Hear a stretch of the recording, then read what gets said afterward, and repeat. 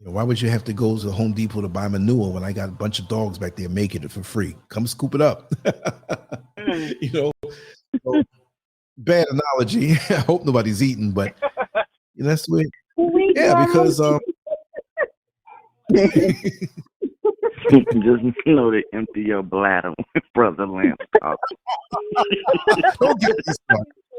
Don't get me started. We're gonna do a comedy night soon. Yeah. But I think if I did a real comedy night, I need to do it on this conference line and share bits and pieces too, because I can't go all the way out with certain stories, on YouTube. They'll ban me for that. And niggas making them laugh too hard. Maybe he'll get famous off it. I'm not trying to get famous off nothing. I just do what I do. My energy has always been that way. Like you see my friend Kevin, we know each other from way back. Way back. I know all of his family. He got a big family. In any one of their houses, I can show up in the middle of the night and they'll take me and no, here's an extra bed for you, man. Here's some food. Here's this, here's that. Because we go back down to the root. Even though it's been a while since I've seen all of them, we weren't seeing each other a lot then. But once you know a person's character really good, a character so strong that even being a crackhead can't change them, you solid. Yeah, I'm telling you, like I always say, me, I'm high anyway, normally. You can put a gun to my head and be like, Lance, smoke this crack, we're going to blow your head off. Of course, I'm going to kick somebody's behind. I don't want that in my brain. But if you had to televise, like, I can't believe they're making Lance smoke crack. He's going, this is the beginning of the end. He's not going to be the same. I'll smoke it and I'll be the same way. I'll be like, yo, my character is too strong for that shit. And I know it's taking down. For real. Like we want to see Lance high. I love the morning when the sun comes up. I love the sunset. Let's get raw now. Let's have comedy night right now. Let me make y'all laugh, right? I love these things.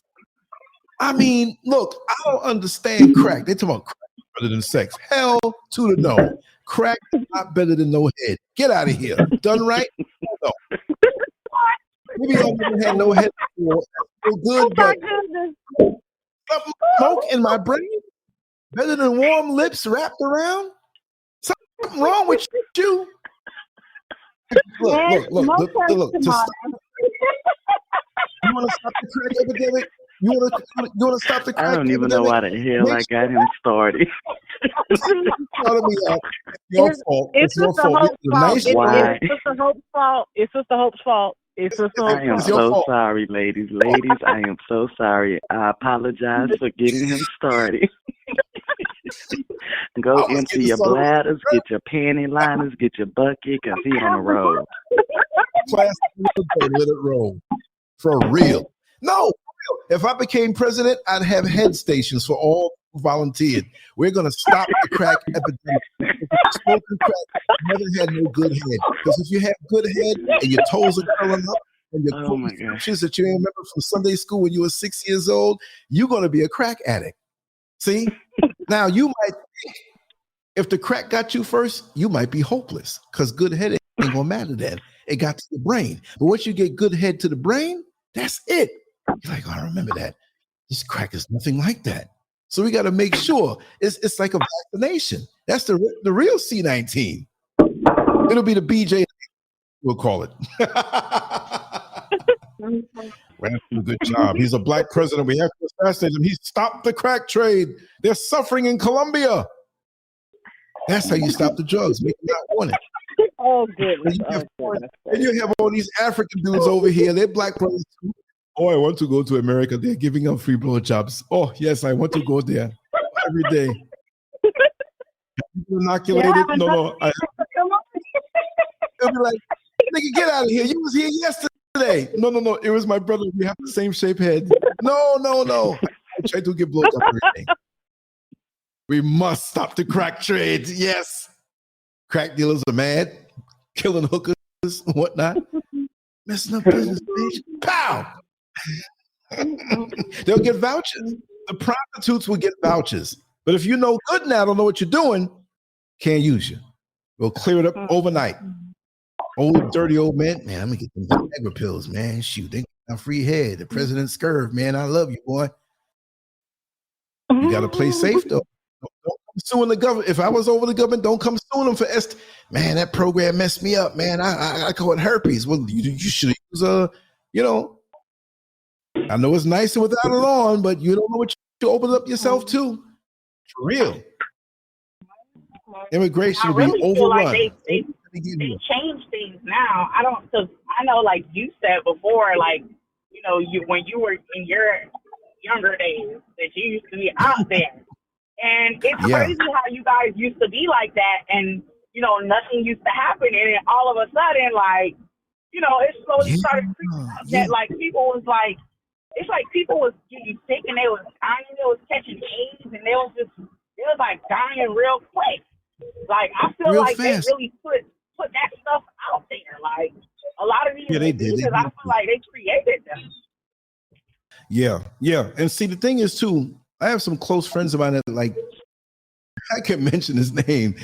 I won't share anything he's been through, or anybody that I know, but I'll say what I've been through. And he's like, man, this is what he said to me the other day, and read between the lines. He's like, man, I'm still mad at you. I said, why?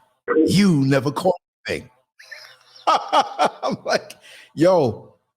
And it wasn't like I was stupid or reckless. I mean, I was crazy. Like in a subtle way. Like I felt, I don't know. Friends of mine have told me, said, man, something's with your immune system or something, because there's no way. There is no way.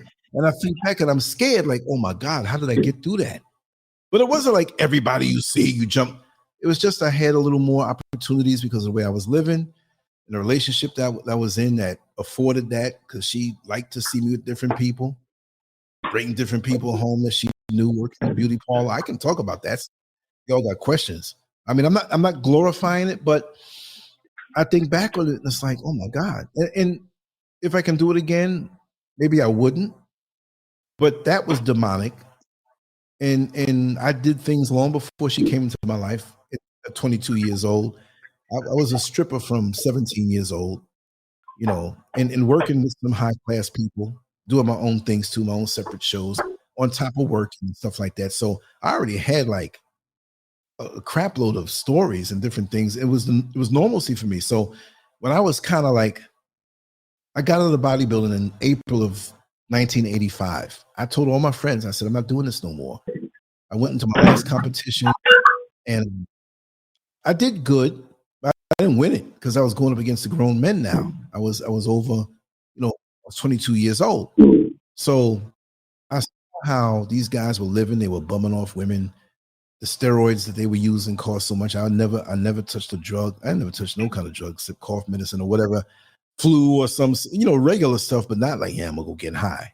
I don't do that. So I didn't see the point when you work this hard this whole way and all you're gonna do is get like a little $50 trophy and a picture in a magazine and that's it. Personally, I should have just continued on, but I was competing from 16 years old to 22. And I've been damn near in about maybe 100 competitions. So I was breaking my body down anyway. You know what I mean? And I was getting injuries and different things. I said, F it. I'm not going to do it no more. And when I found out how racist everything was, in that industry and whatnot, now it's a fitness industry. You can do your own thing online. I would have been making money. I would have been out there. But we didn't have those opportunities then. So I'm like, I'm stopping this. And I regret it because the way I looked at 22, the picture you see of me is 19. That was 3 more years. I don't have any pictures from then. They're out there though. If I continued from then to now, shit, they'd all be thinking I'm on drugs. I would have been a little bigger, but I would have been sliced and diced and what I was like that back then. So that's preserved me. That's the foundation. I'm still very strong, but that was sick. That was a sick sport. The homosexuals coming at you, calling you from different states. And just like the Instagram models that they fly out to Dubai and want to get money. Now, nobody offered me nothing like that. And I would not take it because I'm not a homo. But they were dudes. Back then, we didn't have the technology. They'll see you in the magazines and find out what gym you trained in. And they'll call normal. Like if you get a call, like, you got the person behind the counter, behind the juice bar. They get a call. Oh, can I speak to Lance, please? LanceScurv. Yeah. Yo, Lance, you got a call. It was no problem. They call you with the phone. Hi, Lance. How are you? I'm like, who's this? And after I won that competition, and I was in Iron Man magazine and Muscular Development, and I was in a shitload of magazines and had interviews. There's old magazines I got to find. I got better pictures where I was like in some dope shots. They were calling. I was like, listen, unless it's X, Y, or Z, or, take a message from me or whatever, let them give a number, whatever. I'm not coming to the phone. So getting 10 phone calls every time a day. And they'll be like, they were calling for you all day last. What time I went to the gym? Like, are you using the gym phone as a personal? I said, no, these people are calling. And it wasn't just me, it was other people. But that was back then, and that was before the internet. The whole homosexual facet of that, because now you can pay money and go into a sit front row at a bodybuilding competition, and you fantasizing about these dudes. Weird shit. And I told this story before. I'm gonna tell this one too. I'm gonna tell the juicies name. Like I said, don't make it about me. I'll just talk. I'll just entertain you. You're gonna ask some questions. Me and a friend of mine, we saw this ad for taking pictures. And they were looking for, we didn't know, right? We chasing the girls and stuff, not chasing, but dealing. And it's like, oh, okay, this is Manhattan. So there are a lot of things that go on that are legit. And there are a lot of things that go on that look legit, but the shit ain't legit. So we see this, this well-done ad posted up on the side of this building in a affluent neighborhood, but it was written in a way, it was one of those between the line things. But they wanted muscular men for some certain production they needed. And we're thinking, is it a movie? Is it just a photo shoot? And they'll pay you $1,000 a shoot. Now, mind you, this is back in 1984. We like, damn. And it consists of so many photos, whatever, and they'll provide the outfits and everything. So, okay, let's go for this. So we went, and they were like, listen, this is adult. This is the adult industry. You know what that means. There's going to be nudity involved. There's going to be sexual, whatever. And I said, wait a second. Like, I'm just finding out for now. This is something I got to do by myself or with other women. No, this is just by yourself. We have different facets of things. He was Jews too. The Jews are heavily vested in the porn industry. They worse than the mafia. Mafia's not really in it like that. The Jews, they run it. They claim to be such holy people, right? So anyway, they give us a breakdown. And when we get there, they give us the real breakdown. And it was like a loft. And they had the backdrops lined up. They had about 8 of them. It was huge. You go in these structures, like you have to be in a major city to see a structure. You go in and the ceilings are high, but they're only using like half of the whole thing. And you see the high ceilings, the floors are wooden, and you're like, oh, damn. And all these people, and they had computers back then, but it wasn't like used for graphics. They had a few, but they were doing this stuff, the programs that hand stuff, overlays. They were big on overlays, like for ads back then. Using the clear, I forget what you call it, the clear stuff that you line up, and you go over it. So anyway, we get there, and I see this woman, and she's over there on her knees in front of a backdrop, and like about 8 people, different photographers, different things, and they were getting. She was dressed up the sexy way, and this dude was, eating her butt. Now to walk through a door.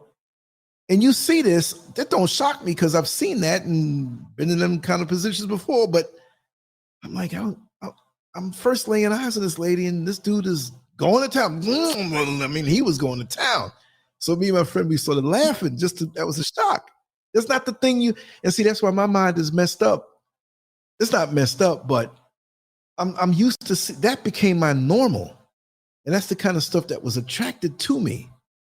But I'm not like looking for that stuff. If for some reason the sexual stuff was always easy for me to come by. I always see something, always some kook coming after me, and I got stories for days, right? So they're like, okay, well, you kind of see what it's all about. And I said, listen, I love my friend next to me right here, but we ain't doing that to each other. We're not, no, we're not asking you to do anything. So all it was that they wanted to take pictures of us because we were extremely muscular. And so they had this outfit for me to wear. Some of the things didn't fit, but they had this jacket with the little padding over the elbows and a nice shirt and pants. And I had to strip down from that. And that was the college boy look, right? Then they had the other thing where I had to wear this football jersey and pretty much, I didn't have to have the cleats or nothing like that, but they take the pictures and then you're naked. Didn't bother me because I was already a stripper. So the weirdest one was like, we're going to go up on the roof. And I'm like, if these motherfuckers try to throw me off this roof, they going first. I hope they know that I'm not a weak man. But I take them anyway. So they had me wear this leather hat, these reflective glasses, and this leather, not G-string, but what's the thing the guys use, the athletes, and the butts out, but it's got the straps on the back and these big boots. That's like, this is some old gay looking shit. You know what I mean? Some old village people looking stuff. But it wasn't, I know I'm not. So they had a tank up there with a ladder and they want me to climb and they were taking shots. Well, 4 shoots that we did, $4,000. I got it in cash. He got it in cash. They're like, yo, we can do this every week. So it was like 1984, $4,000. But we had the bodies for that and the look, and we were young. And I was like, yo, man, you ever think where these pictures are going to end up? It's like, oh, shit, you're right. But it's just pictures. It's just me by myself, him by himself. But then they wanted us to be erect. So I was like, all right, here's a jar of Vaseline, get it up. I got like 7 white men with cameras in front of me. I can't see them and bright lights in my face. And I'm sitting here on a backdrop and I got to jerk off. $4,000. How hard do you want me? I'll come if you want. I'm not used to hearing SCURV talk like. I know, I'm trying to make you laugh. Y'all know I'm a gentleman, so that's why I can even talk this way. And notice I'm not whispering. Mrs. SCURV is up. The door is cracked. She's on the phone. She's like, I'm used to him talking this way. But see, I'm relaxed. I can talk with you all this way. You would never hear me say, I would insinuate certain. I've said things too, but, yeah, this one is not. It's definitely a private one tonight. Yeah, so that was a funny thing. But here's the next one. So, would you guys be interested in taking things a bit further in your careers? I said, no, this is not something I do all the time. I said, I can hang with the pictures though, because I look different now. I was really low body fat, so my face was chiseled. I had Jerry curls and that stuff, and I looked different. And I was much younger. So if you saw it, you'd be like, if you saw those pictures of and I'm telling you already, you'd be like, that looks like somebody I've seen before. You have to really figure out, oh shit, that's SCURV. Looking right in the camera, bold too. I got a thing about feeling shame. Don't try to make me feel shame. I'm gonna make you feel shame. Not like a battle, but because you have to have that when you're in those industries like that, or you're doing your own thing, dancing or whatever. You can't, because women will like, oh, take it all off. You're scared to take it off. No, I'm not. I can go further with those stories, make you laugh a little more, but I'm gonna pull it back. But anyway, this guy was saying about movies. And, my parents were alive at that point. Even if I wouldn't put myself out there like that, even though I did it already with the pictures were different. And we went down to this place a couple weeks later. Nice office. Oh my God. Receptionist. These people were making money off the porn industry from back then. And I don't think certain factions are making lots of money from it, but back then, those who had a handle on it, because now you can make your own stuff, you can set up your own stuff. You got OnlyFans. People are making money directly with all the different kinks. But back then, a person didn't have cameras and studio and a way of distributing these things in the movie theaters and shipping and all that stuff. You as one person could not do this. You see what I mean? But when the internet came, it helped it at first. Once we started getting our cell phones and cameras that were affordable, and you can upload your own stuff, you can make your own porn site. I mean, people have been on me for years. Man, set up a porn site. I said, yo, it's easy, but yeah. And then women out here have been asking me, Oh, I know you're LanceScurv from YouTube. I know you have the cameras and equipment. I need you to help me do OnlyFans. I'm like, nah, I don't want to have my name on that like that. Broke as I am, I'm like, nah. No, I'm not claiming that. But anyway, back then it was a whole different ball game. And so you always had regulars. I'm a little older here, but in the old porn flicks and I remember Super 8 movies at reel to reel. Like back in the early 70s, you had to have a projector, put up a sheet on the wall, and actually hold the film, and it rolls around circular all the way to the old days. I had an older friend of mine, he had that. I was like, oh wow, look at that. Wow. Now it's so commonplace. It's a whole different ball game then. It was underground in movie theaters, and that was it. Peep shows and stuff. It was really hidden. Now everything is out. Now you got Instagram. That's damn near porn right now. So I know Tumblr, that site that used to be a little popular, but that was nothing but hardcore stuff there. Even on Twitter, they don't seem to knock off those things that pop up. You know, it's embarrassing sometimes. Like even me on Instagram, I have a lot of people that follow me, and I follow people that are in the industry, right? That I actually know personally. And this one, why did it have to pop up? I was on the van, I was scrolling through things, and the girl next to me was eye hustling my screen, right? So I put it down for a second, and after a few stops, people got off. She was still sitting next to me. I put it back on. This big ass took up the whole screen twerking. I was like, I flipped it over like I felt like a creep because she was watching. Like, who's this old pervert over here? But anyway, we get to the office. It was on the east side of Manhattan, like in the 20s. Money. Second Avenue, anywhere up to about 80-something street, coming all the way down to the 20s and the teens. That's prime real estate. That's money. So if you have an office there, whatever you're doing is making you money over the top, right? So we go up in there, and there's this old Jewish man. Hello, guys. How you doing? My name's so-and-so. So he talked like he was from another ethnicity, but he was a Jewish guy. They're good at shape-shifting, right? What was his name? Mr. Gottlieb, or whatever his name was. Yeah, I'm so-and-so Gottlieb. Nice to meet you. He sat down. So how can I help you guys? You're not here to buy, didn't even get his chance to even answer. You're not here to buy ice cream or pizza. You're here because you want to make money, number one. And I'm going to tell you straight up. First, you guys, both of you, yes, I'm good-looking fucking guys. Well, thank you. But he's amping us up now, right? I know what the place is for, and he knows it too. Because in frames, and whoever put those frames up, small 8x12 frames, they did a good job because they were even. I'm into that. You know, like those lines in the old studio that were yellow and against the black. I measured the angle. I measured against the level. Even the ground was crooked. It was, you know, I got to do that again in the studio up there, right? And that studio is going to be banging. So when we do these like after shows, I'll open up the video and we'll do it that way privately, you know, just and talk and vibe. So anyway, he's like, yes, I'm good looking young man. How old he is? I'm like, okay, yeah. I was like, oh, I'm 19. He's about to turn 20. This was before we did those photos, but we didn't go through it this way.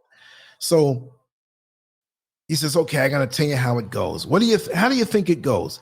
You probably think that guys in porn just get to have sex with all these beautiful women as much as they can, but it's fucking hard work. Now, me at 19 or 20 or 20, that was not hard work because, you know, you're at the height of your abilities and we were eating good, resting good, training good. It was almost like, you know, we were tripods. Just lean forward if you're standing up in line somewhere. You don't have to stand up and your legs get tired because everything is hard in front of you. So he's like, well, let me tell you the real deal. What do you think it is? I said, well, you know, I know that you have to pay for the cameraman and the time and wherever you're shooting. I know there's a lot more to it. He's like, he said, you know what happens a lot of times why guys can't last in this industry is because they can't last hard. So what do you mean? Well, imagine I spend a few $1,000s for a nice location. I rent a nice mansion. Whatever. We're going to do something high class. And the talent that we bring in, this guy, or it could be two guys, they can't get their cocks hard. It shocked me because I'm like, okay, this is not a black man because we don't see no cock. They, hey, my cock. It's, cock. Like, oh, that's like a weapon with a curve in it. So y'all are silent. Am I boring y'all? Everybody quiet.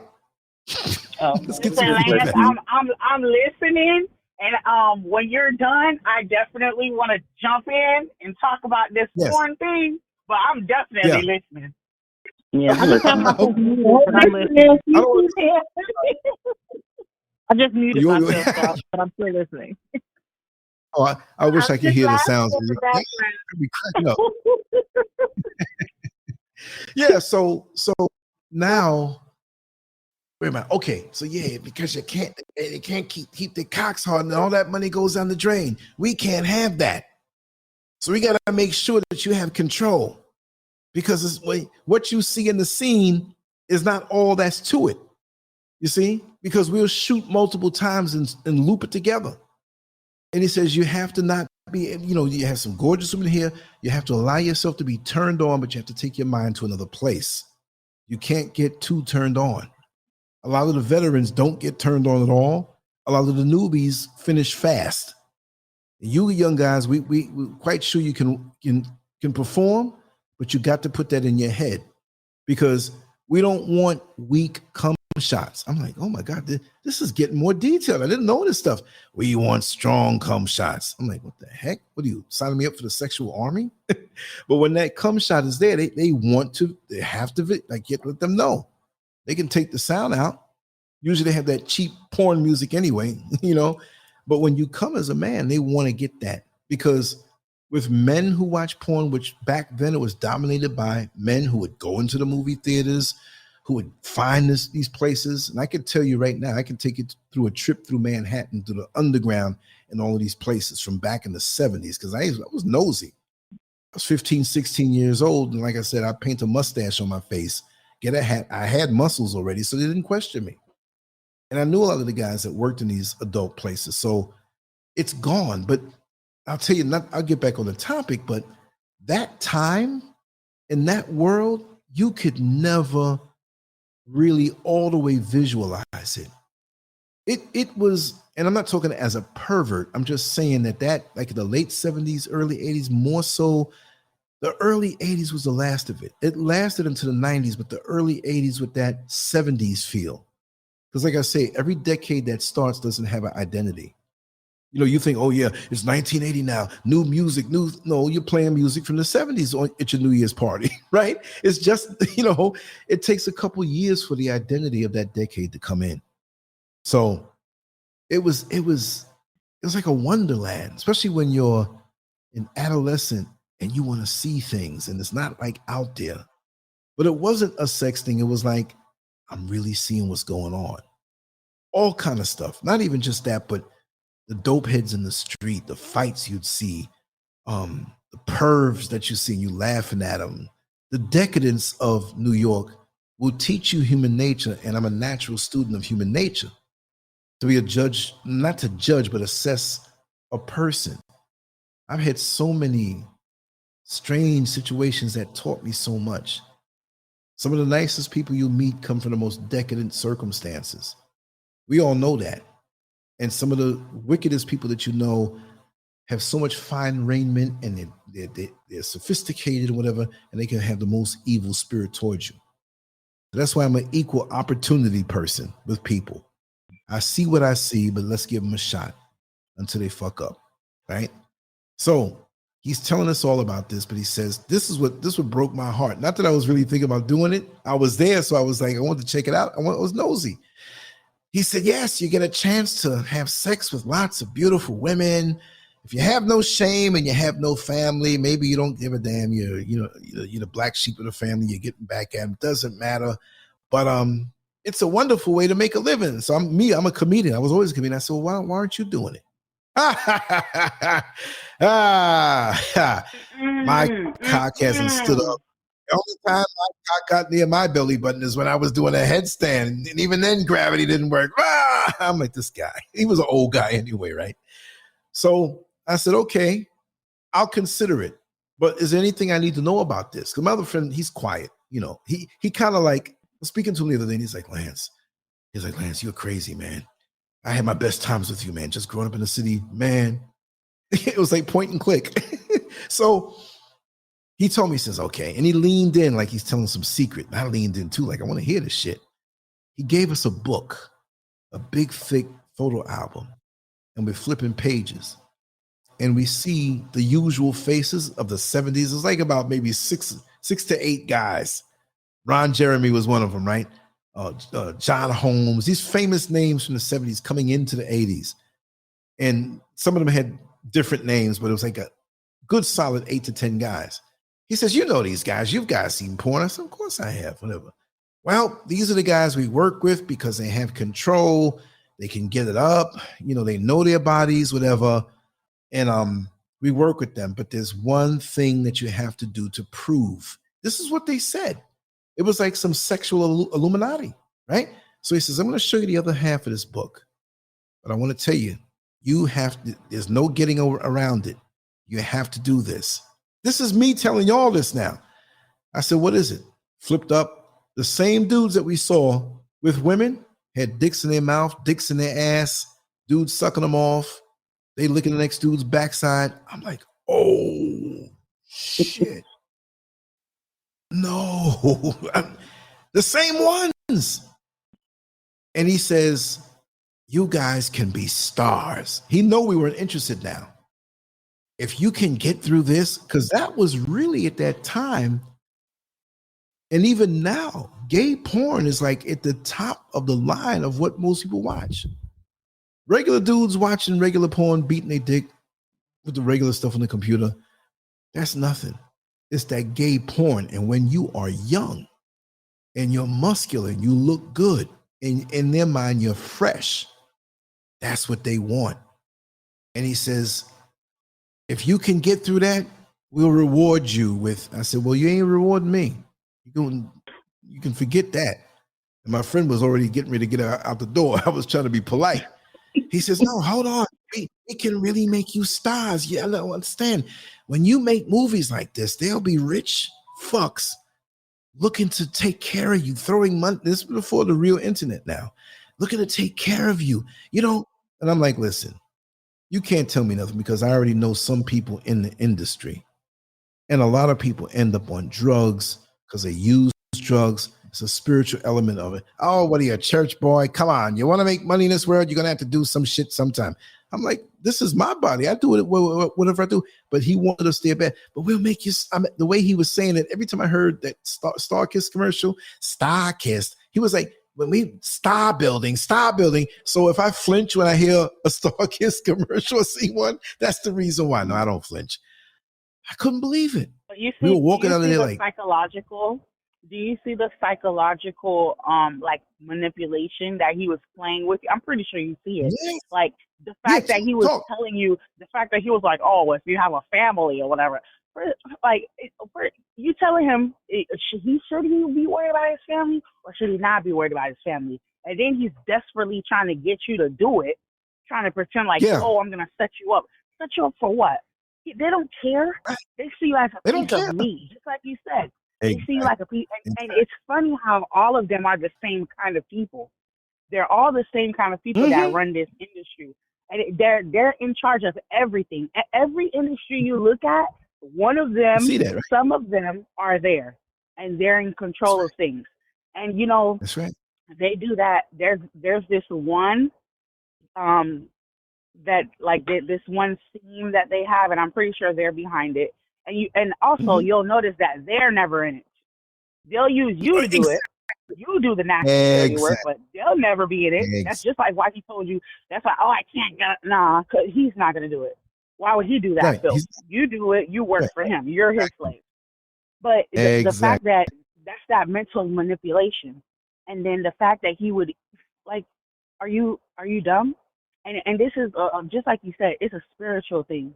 The fact that he, and then there, like I said, there's this one, like, brand, I guess, that they have. I don't really want to say it right now. But there's this one brand that they have where they degrade Black women.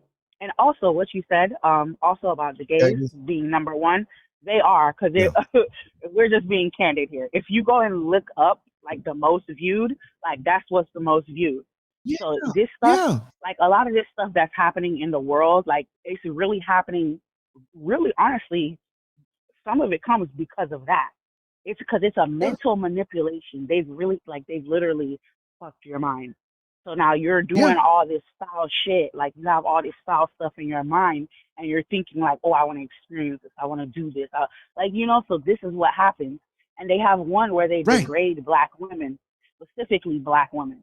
And then while they're doing it, they're saying like all these things, like doing all these things to them, vomit, every foul thing that you could think of, they're doing it to black women.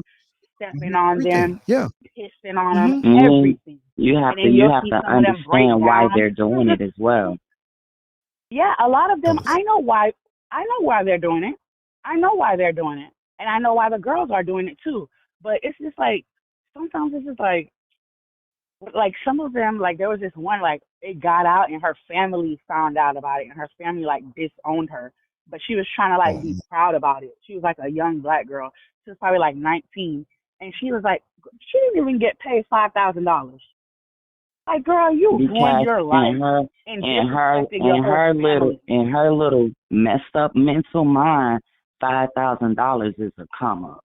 So a lot of us state that we understand why they're doing it, but let me give you some history behind why they're doing it. When we understand as black people, whatever titles you want to give us, melanated people, whatever have you, all right, they are after what's called, it's by way of body fluids, it's by way of blood, it's by way of vaginal secretions, it's by way of semen. They are after what's called the adrenochrome. All right. And just like Brother Lance mentioned earlier, you're fresh. They want you young and fresh. They want you young and pure. Once they bust that anal cavity or bust that vaginal wall or actually defecate off into your mouth by way of feces or semen, all right, the body goes into a ritualized state because it's not actually giving off the climax of the sexual secretions, is giving off those adrenochrome endorphins, and white folks get high off that shit. It's so ritual. They're after the adrenochrome, and it also makes them feel like they've pulled the very essence of the melanin, something that we've been taught that's evil. 666, we have that. Anytime they're in our presence in a multitude, especially in a sexual manner, and they have that type of control dominant over you, that's a ritual that's performing. They're making you weak while they get strong, just off of your body discharges.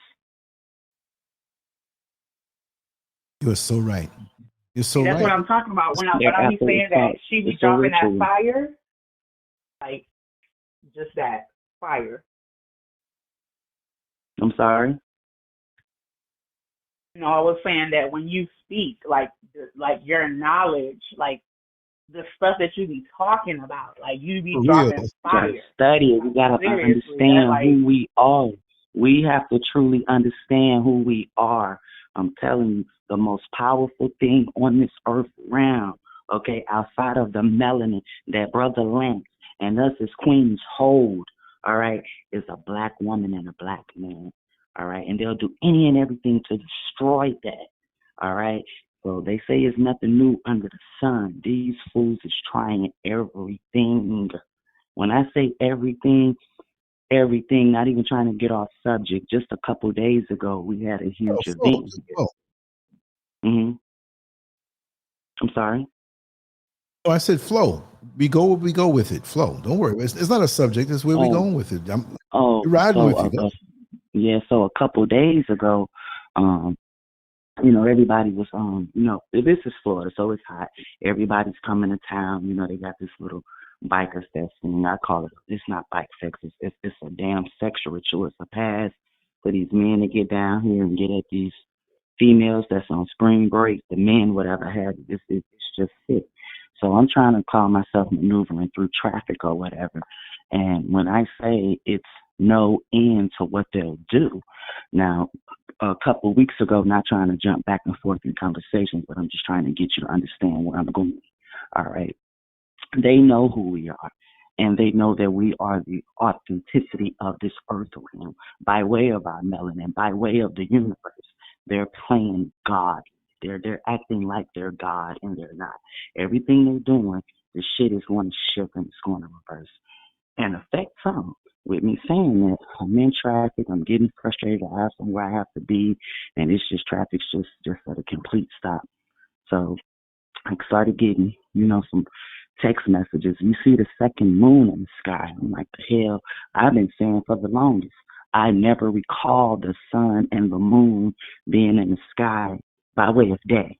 I've always known the sun to be in the sky during the daytime, the moon in the sky late in the evening, early morning. No, they out together. So everybody's freaking out down here in Florida because they see these two moons. I'm like, better go to goddamn government, right? I'm saying this, I'm going to back up. Remember the things that they just recently shot out of the sky. Alleged weather balloons, Chinese weather balloons, Chinese, like, they're doing a lot of shit, all right? And they're doing a lot of shit by way of fucking with the universe. They're doing a lot of shit by way of messing with us. I say that, and I say that till I close my eyes. We need to fully understand who they are, all right, and how they operate, all right, and it'll give you a better understanding as to who we are. They'll go they will not stop to be in control. They've been in control, and it's getting to the point to where that's going to come to an end. So when you see the lady that's thinking $5,000, oh, that's a come up. That's by way of the systematic bullshit. She's giving herself away in her little mind. Oh, it's just physical, it's just sex. It's so much bigger than that. But that's the way they want us to think. $5,000, what is that in this day and age? It's nothing. But in her little mind, that's a quick little come up. That's what I'm saying. We're so limited when it comes to teaching and raising, and even now, like we at the day and age now, especially down here in Florida, to where the parents is out of the home working 3 and 4 and 5 jobs just to try to pay to stay in an apartment, not even a house. You understand?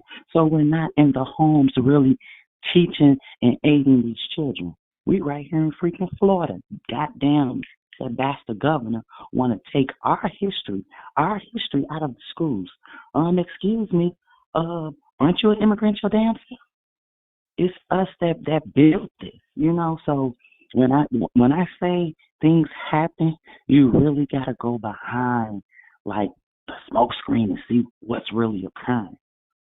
All of that Brother Lance was just saying, gonna be a star, because they look at us as if we don't know our worth, but they know what their true agendas is. Let's bust them booty holes. Let's get them, to break themselves. Let's keep them away from making black boys black girls.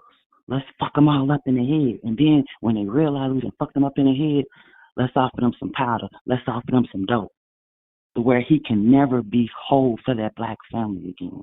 That's their damn agenda. And it's sick. Now, Brother Lance and his boy had sense enough to run up out of there. You understand? Think of how many that didn't, that want that shit. Mm-hmm. They got to bend over and get down on their knees just for that, because they like them. But unfortunately, these are the people that we sit here and worship. To learn to worship the self, that's the thing, learn to worship the self. Those are people that we worship and we should not be. But they know they weak, and that's what they put in front of our babies, and that's what they put in front of feeble-minded people, and that's who they praise.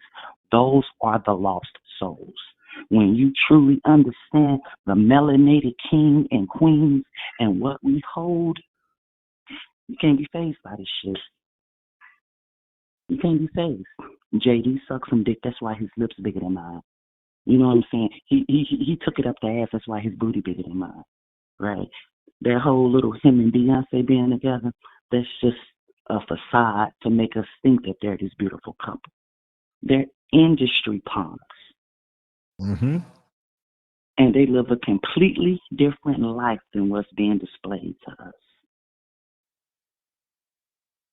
They're tokens for the industry. That's damaging our babies. It's so bad, honey. Shit, church was the most sacred place to damn go. Church was the most sacred place.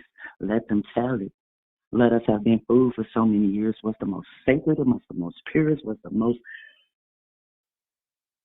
beautifulest place to go. All this shit that's being exposed in these damn church houses now, you couldn't pay me. Well, you could to go in there and knock the fuck out the pastor. I mean, I would do that. But to go sit and listen to that bullshit, hell to the no. Church is horrible. Church is a damn sex freak. It's sad. Pastors playing on these young women's minds and shit. You know what I'm saying? And I don't understand how you that weak and you fall for it. Because the Lord, all right, if the Lord talking to you or this so-called God talking to you, how come he can't come directly and talk to me?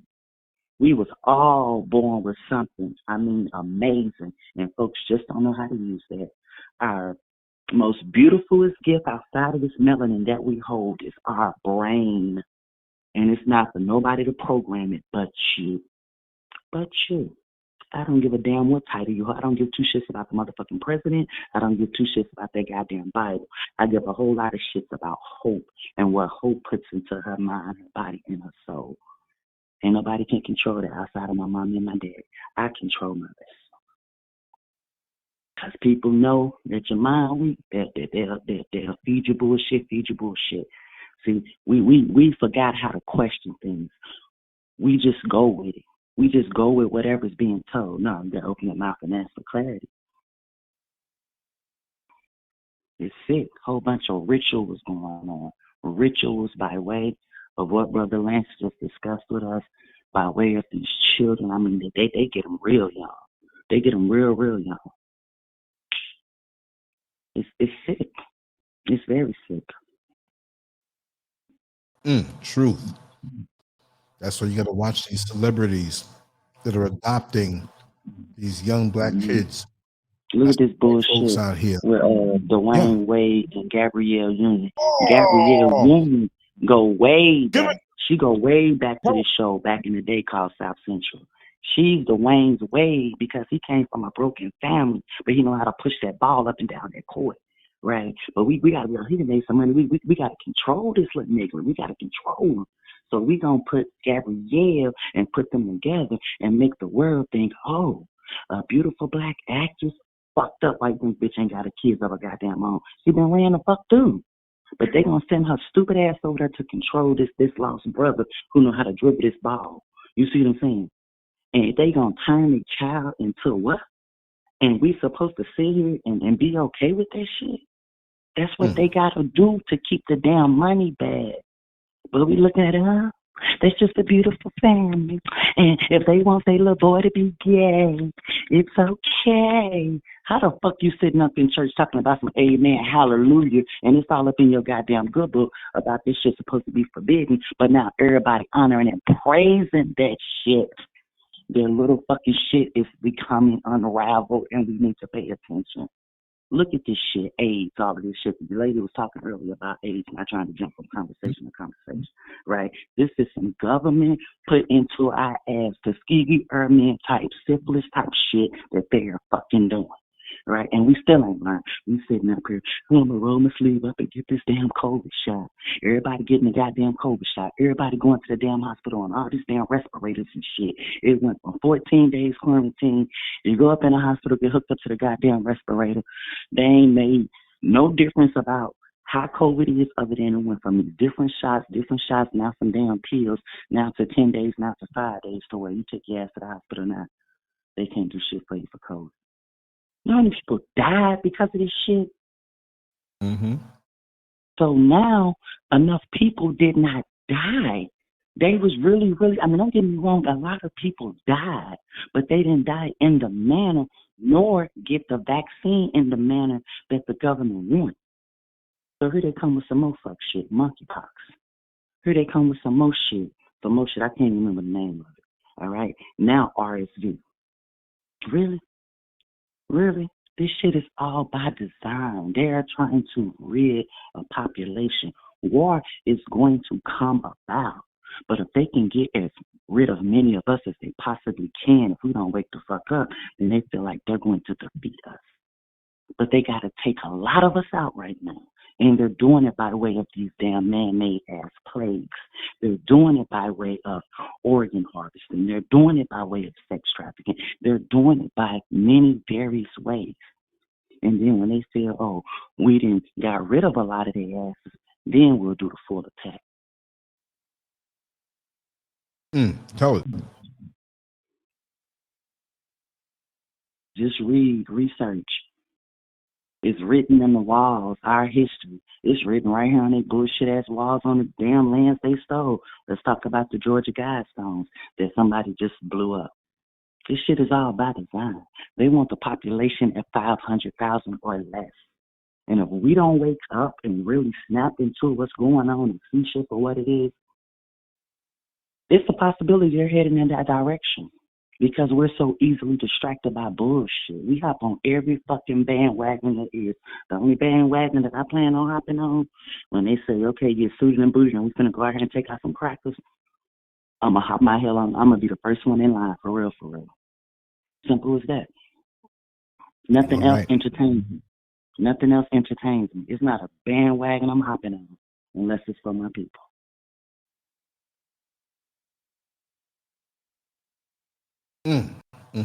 You drop it. You know when you eat a good meal and you sit at the table, everybody start talking at first, the food's coming out, food start getting good to you. Sometimes you start getting full, but you're not done yet. You just push yourself to the table, lean back, quiet, just enjoy the digestive bliss. So I'm still absorbing everything you just said, that even when you stopped, I'm still chewing like, man, this is some good stuff. Oh, man. It's so much, Brother Lance. It's so much. You know, this world is just really, really going, you know, in a corrupt direction, you know, but we at that era to where a lot of us is waking up, you know, these children that's, you know, coming up now, you know, a lot of them is not phased, but, you know, they got that radical mentality, you know, but I just wish that a lot more of us will wake up collectively because stance need to be made. Stance need to be made. They just had a situation in Mississippi about a month ago. A young man he went unheard. He went unheard. I'm just like, when are we just going to say fuck it and just start retaliating? This young man was dismembered. And they had another one before him in Texas. This young man, he was dismembered. The young man that was dismembered, where he went to the police department in Mississippi and told them that the white people was following him from his job and had been harassing him, and they blew it off. They just found this young man's body, and they trying to say an animal did it. Found his head, and they sent the head to the family. Oh, so an animal did that? No, an animal did not do that. An animal did not do that. An animal sent it to his family? No, ma'am. No, ma'am. His body was discovered by the police. The police sent it to the medical examiner's office, and they pretty much are trying to say that it was not, you know, humans that could have possibly did that. It was animals. Ain't no animal finna rip your damn head off your body. I'm sorry. I mean, yeah, come on. Breaking bones and stuff like that. Right? That's what they're trying to run with. But Benjamin Crump and a lot of other people is down there on the ground handling that. And prior to that, you had another brother, young man in Texas, Taylorville, I believe it was. And he traffic ticket. Okay. And he was just questioning, like, I don't have to brutalize me like this. I'm not trying to wind up like Tyree Nichols. Like, why are you treating me like this? They arrested him, beat the hell out of him, okay, and chopped his shit off and put it in his mouth.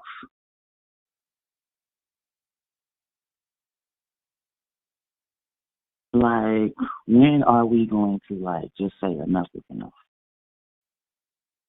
I'm with you. I really feel like we do need to start retaliating. And I feel like we don't, it's like we're in a trance or something. But I mean, if everything is like how it's supposed to be, then people should start waking up because this is the age of Pisces, where stuff that shadow stuff starts coming out. That we need to start addressing that stuff, and like all these things that keep happening, like those are all rituals, and they do that kind of stuff. Like they let that kind of stuff happen, so that they can get us all riled up. They could feed off our energy and feed off our anger and all But that see, stuff. we gotta move in a different approach. That's what they expect. They expect us to be upset. Then we gonna protest. Then see, to me, look, I'm not going to no goddamn pastor. All right, and I'm not doing none of that. I'm not doing none of that. All right, we need to be suited and booted.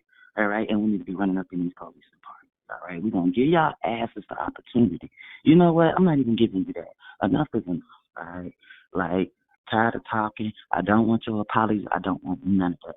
All right. It goes. I see this is by design. It's almost like that light-skinned slave, that medium brown slave, that black slave. We just gonna play them all against each other. Nothing's really changed from slavery. It's just a new form of slavery, right? Nobody wants to get involved. You understand? Like you got a whole military dude, black guy, been in the military 10 years. His little brother got killed. And he got to sit up here and finagle. But damn, do I want to keep my career in the military? It's been so good to me. Or do I want to go home and help my family fight for what's right? They got us fucked up in the head like that. I don't give no shit about no fucking money bag. If I have to go eat dirt and bark off the goddamn trees for the rest of my fucking life so that you crackers can understand I have a purpose and my purpose is bigger than yours, that's just what it's going to have to be. They're doing this shit because they know what time it is. And not only that, all right, they're killing us off. They got a set amount of time to get our eyeballs out of our head, to get our eardrums out of our ears, to get our tonsils out of our throat, to get our uteruses out of our stomach, to get the testicles from the man, okay? They waste nothing, all right? And they turn this shit over there to their family members, giving them lunches. They waste nothing. You sit here and shoot me in my damn head. The hell I need an autopsy for? You're not doing no autopsy. You already know what time it is. You're going to open up my body and you're going to strip me for everything.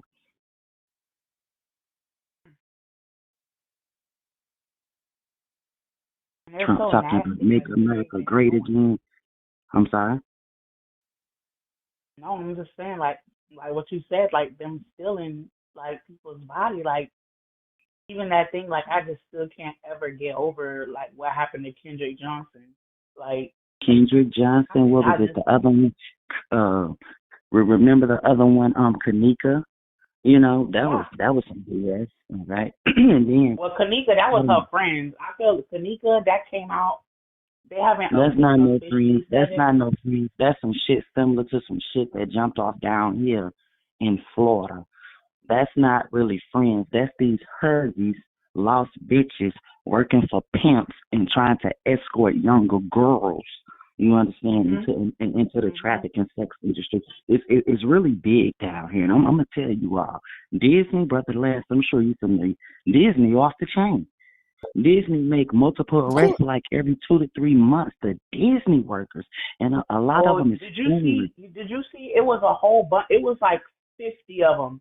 Like it was like a whole bunch of them from that whole county. It was even a judge. Judge, a lawyer. Yes. I'm just like, there were Disney workers. Disney workers were a part of it. But you see what their races are. They're not. You know, they're not like Americans. Some of them's from like different places, like on foreign exchange students and shit. That's why they letting their asses come over here to do their fucking dirty work. You see what I'm saying? Get a whole bunch of these kids or whatever, and we'll make sure you straight. It's sick. It's sick. I'm just like, yeah. Judges, lawyers, prosecuting attorneys, school teachers, really.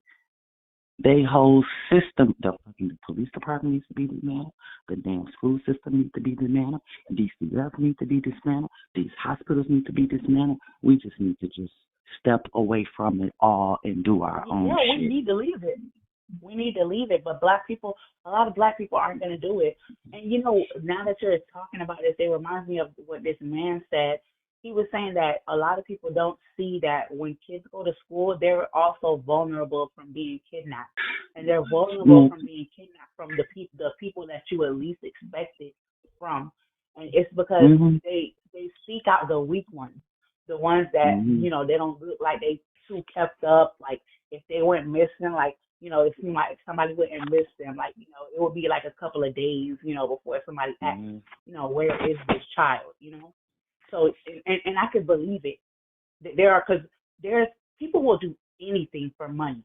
For money. Anything. Yes, for money. Look, right here where the fuck I work at. I work for these motherfuckers. And I just be sitting here scratching my head. And I opened up my own business last year. I'm just trying to get this shit up off the ground. I can't. Consciously, I fucking can't. Like, I'm sitting here like, yo, I'm going to share something with y'all real quick. I got this little cracker motherfucker boy. Listen to this shit. 17 years old. They keep postponing and postponing and postponing. All right. He went into a rage about 4 months ago. Got his daddy's gun. Raped his daddy, white boy. At 17 years old, raped his damn daddy at gunpoint because he got put on punishment. Raped his autistic little brother who is 9 and raped his fucking sister who's like 19, 20. Well, she can't go into the system because she graduated out. But if she gets Baker's Act, she can, you know, be Baker's Act, and then from there, they might put her ass in a group home or whatever have you. Right? The daddy know that this little motherfucker is psychotic as well as the other one being autistic. All right, but when you got the complexion of protection, the fucking law works for you. All right, now let that have been a little black boy that raped his family. They would have shot up the whole goddamn neighborhood, okay?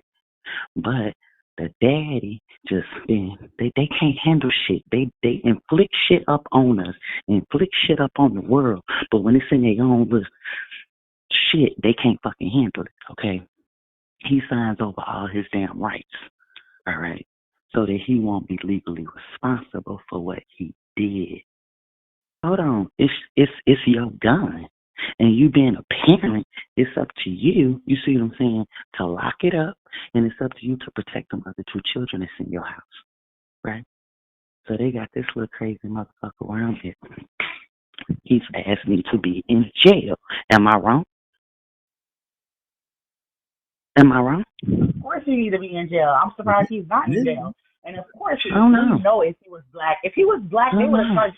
They don't care if he was 5 years old. They would have charged him as an adult. He's going to be protected, and then when he turns 18, his record's going to be sealed.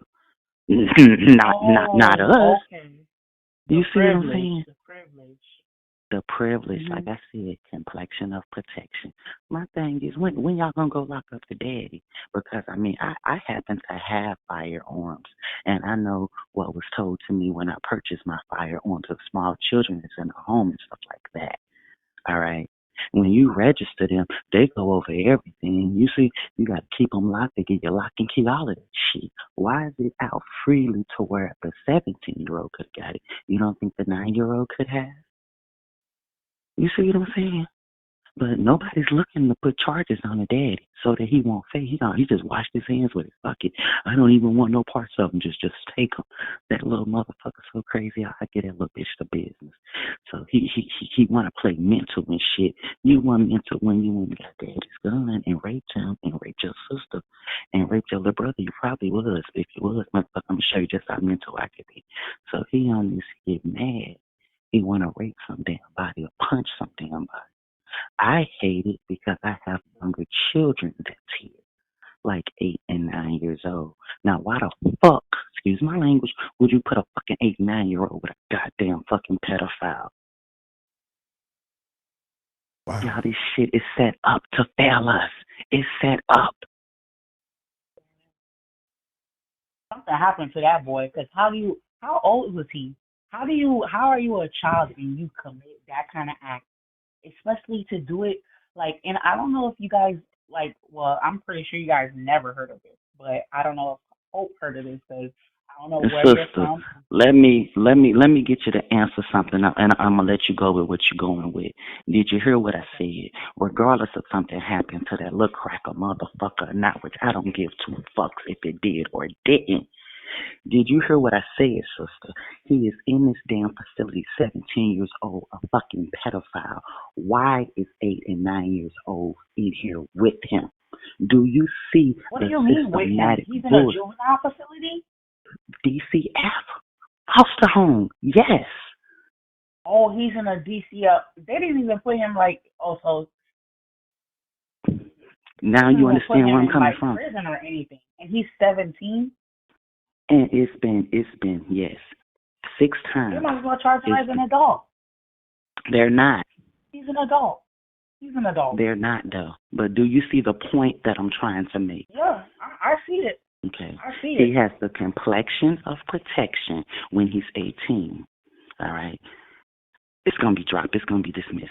He happened when he's 17. Case is going to be sealed. This was about 10 months ago, 8 to 10 months ago, right? But then you got him in here with smaller children, all right? And they have to be exposed to this.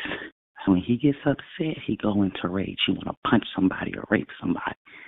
Why the hell would you put an 8 and 9-year-old with him? Why? You see the systematic tyranny? You see the systematic bullshit?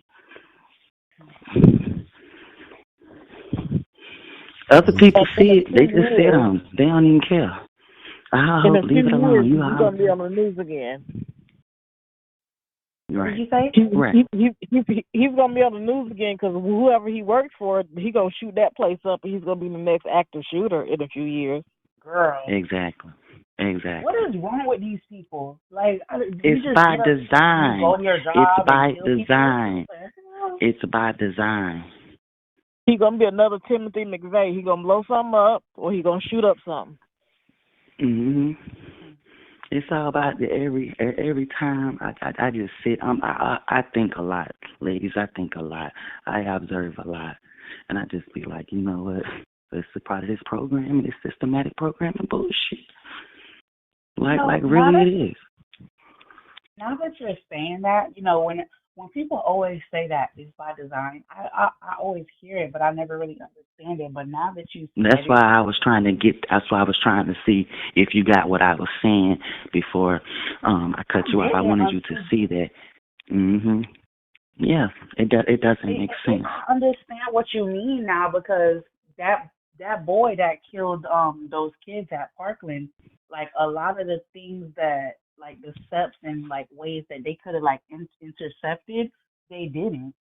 And like you said, it was almost like by design because even a security guard said he was like, that boy's gonna come back here and he gonna shoot this school up. So you telling me all y'all knew that this boy was like this, and then y'all let him come back onto campus? You saw him, you knew he looked familiar. Why didn't you radio? Like, what happened in y'all system? Like, because if you look at this area, like where this school is at, they're not lacking a penny. They're not lacking in anything. So they should have had PA systems. They should have had everything. Those kids, even though they were white, like, I don't care. They shouldn't have died like that. They're showing you what's to come. They're showing you what's to come, what's to be. They setting it up. All right. This is a test run. We're finna test this out and see what happens. We're gonna run it again in about another 3 months. All right. It's then went from teenage kids down to, let me tell you what's trending now. The 6-year-olds. All right. One 6-year-old, actually where I used to live in Newport News, Virginia. I spoke to Brother Lance about it. One 6-year-old. All right, I believe he's African American. They had the face blocked out, but it looked like his hands was kind of darker complected and his little legs was darker complected. 6-year-old allegedly shot the school up, shot a white lady. No, he didn't shoot the school up. He shot a white lady in the hand and threw a hand and hit her in the neck, right? But it was signs there leading up to how they could have got the gun, right? Then you have another 6-year-old in Illinois shot a teacher. Then you had another 6-year-old. I'm like, really? Is this really going on? Is this stage? Like what is it that I'm missing? You see what I'm saying? And then before that, what was it? The child that shot his mom because he wanted some type of, what was it? Some type of gaming device, and she told him no. He wanted that. He wanted that not X-ray, but that thing that they put on their face in that virtual world now. Mhm.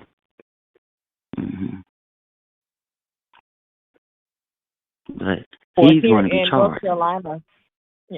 Here in North Carolina, we had an incident in October. I'm not sure. I think it made national news in Raleigh, North Carolina, that a young man, the neighborhood is like 20 minutes from me, and he shot his brother and went on a rampage in the neighborhood, shot and killed the neighbor, and shot and killed some other people in the neighborhood, and then he tried to kill himself, but I think he ended up making it.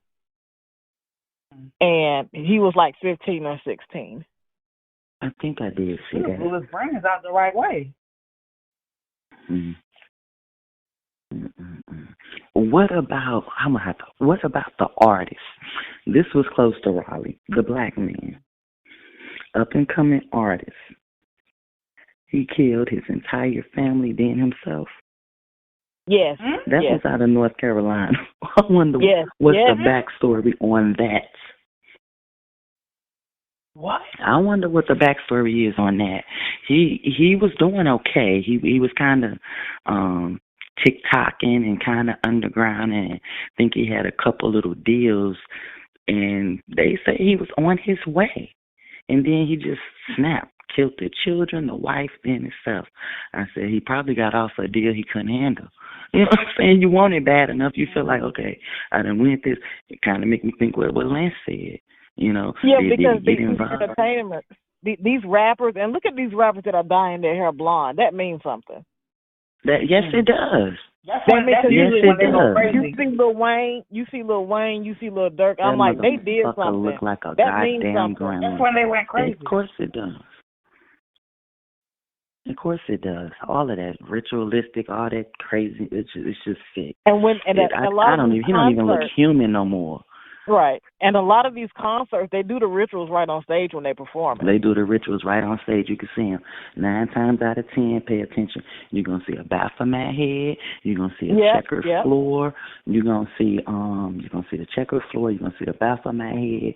You're going to see it's going to kind of look like a 13, or you're going to see like a 3 and a 6 kind of blended or whatever. That means these are, let me see. That means the souls are captured. You see what I'm saying? They love to play that. They tell us all the time 666 is evil. It's not evil once you know who you are. But once you give it to them, that shit do become evil because they got total control over you.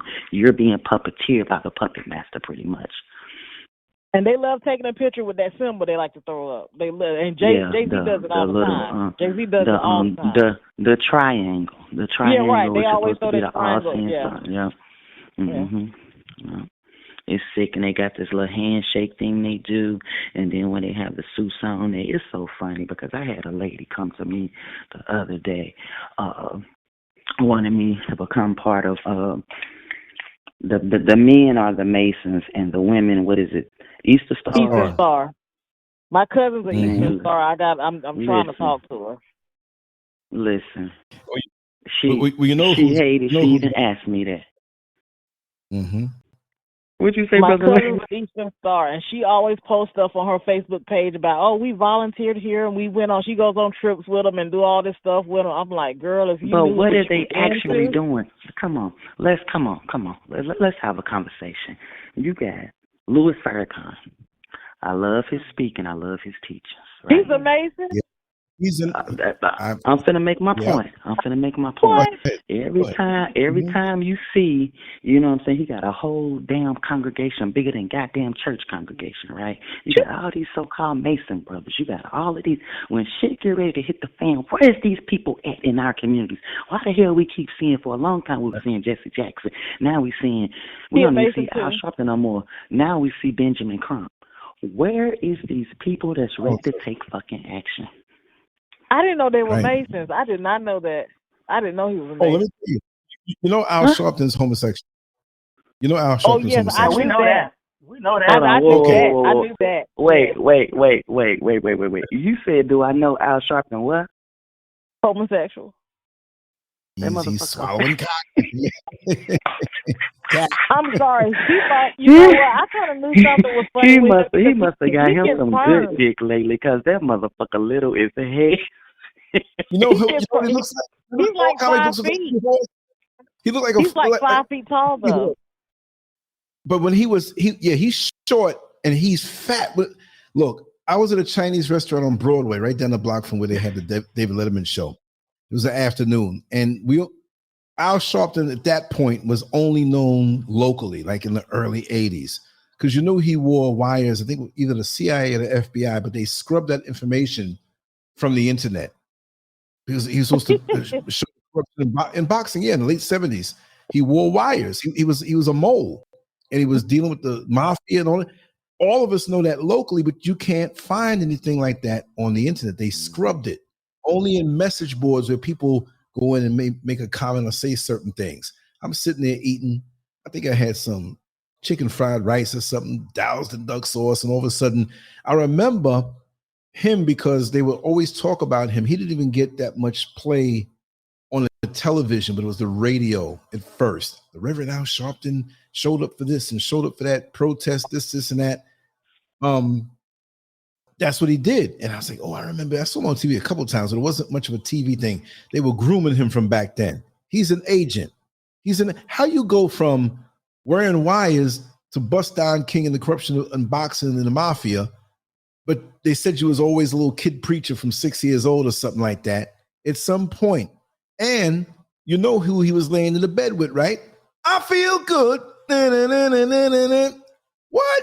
That could have been what Al Sharpton was doing to him to make him sing that song. So good, so good. You on your knees. Go. That was disappointing. Huh? That was disappointing when I found that out. That was disappointing. Yeah. That really was disappointing. And it was people that are in the know that different people that don't even know each other over the years through doing the show. So it wasn't like it was some rumor. But people that know him, placed near him, like in my normal life and in the online life and just in life overall, I've been kind of lucky. And I don't mean lucky like that's what I want to hear, that somebody's gay. I'm just saying I've been privy. Maybe that's a better word. I've been privy to hearing a lot of different things and knowing when something was pretty much, what's the other one I want to tell you? Well, I used to hustle the dollar van in New York City.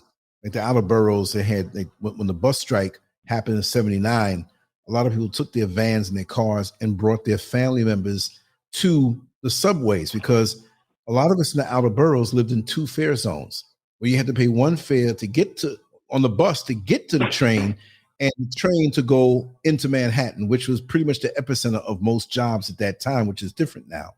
So when the strike was over, Percy, why are you talking about it? I'm setting it up.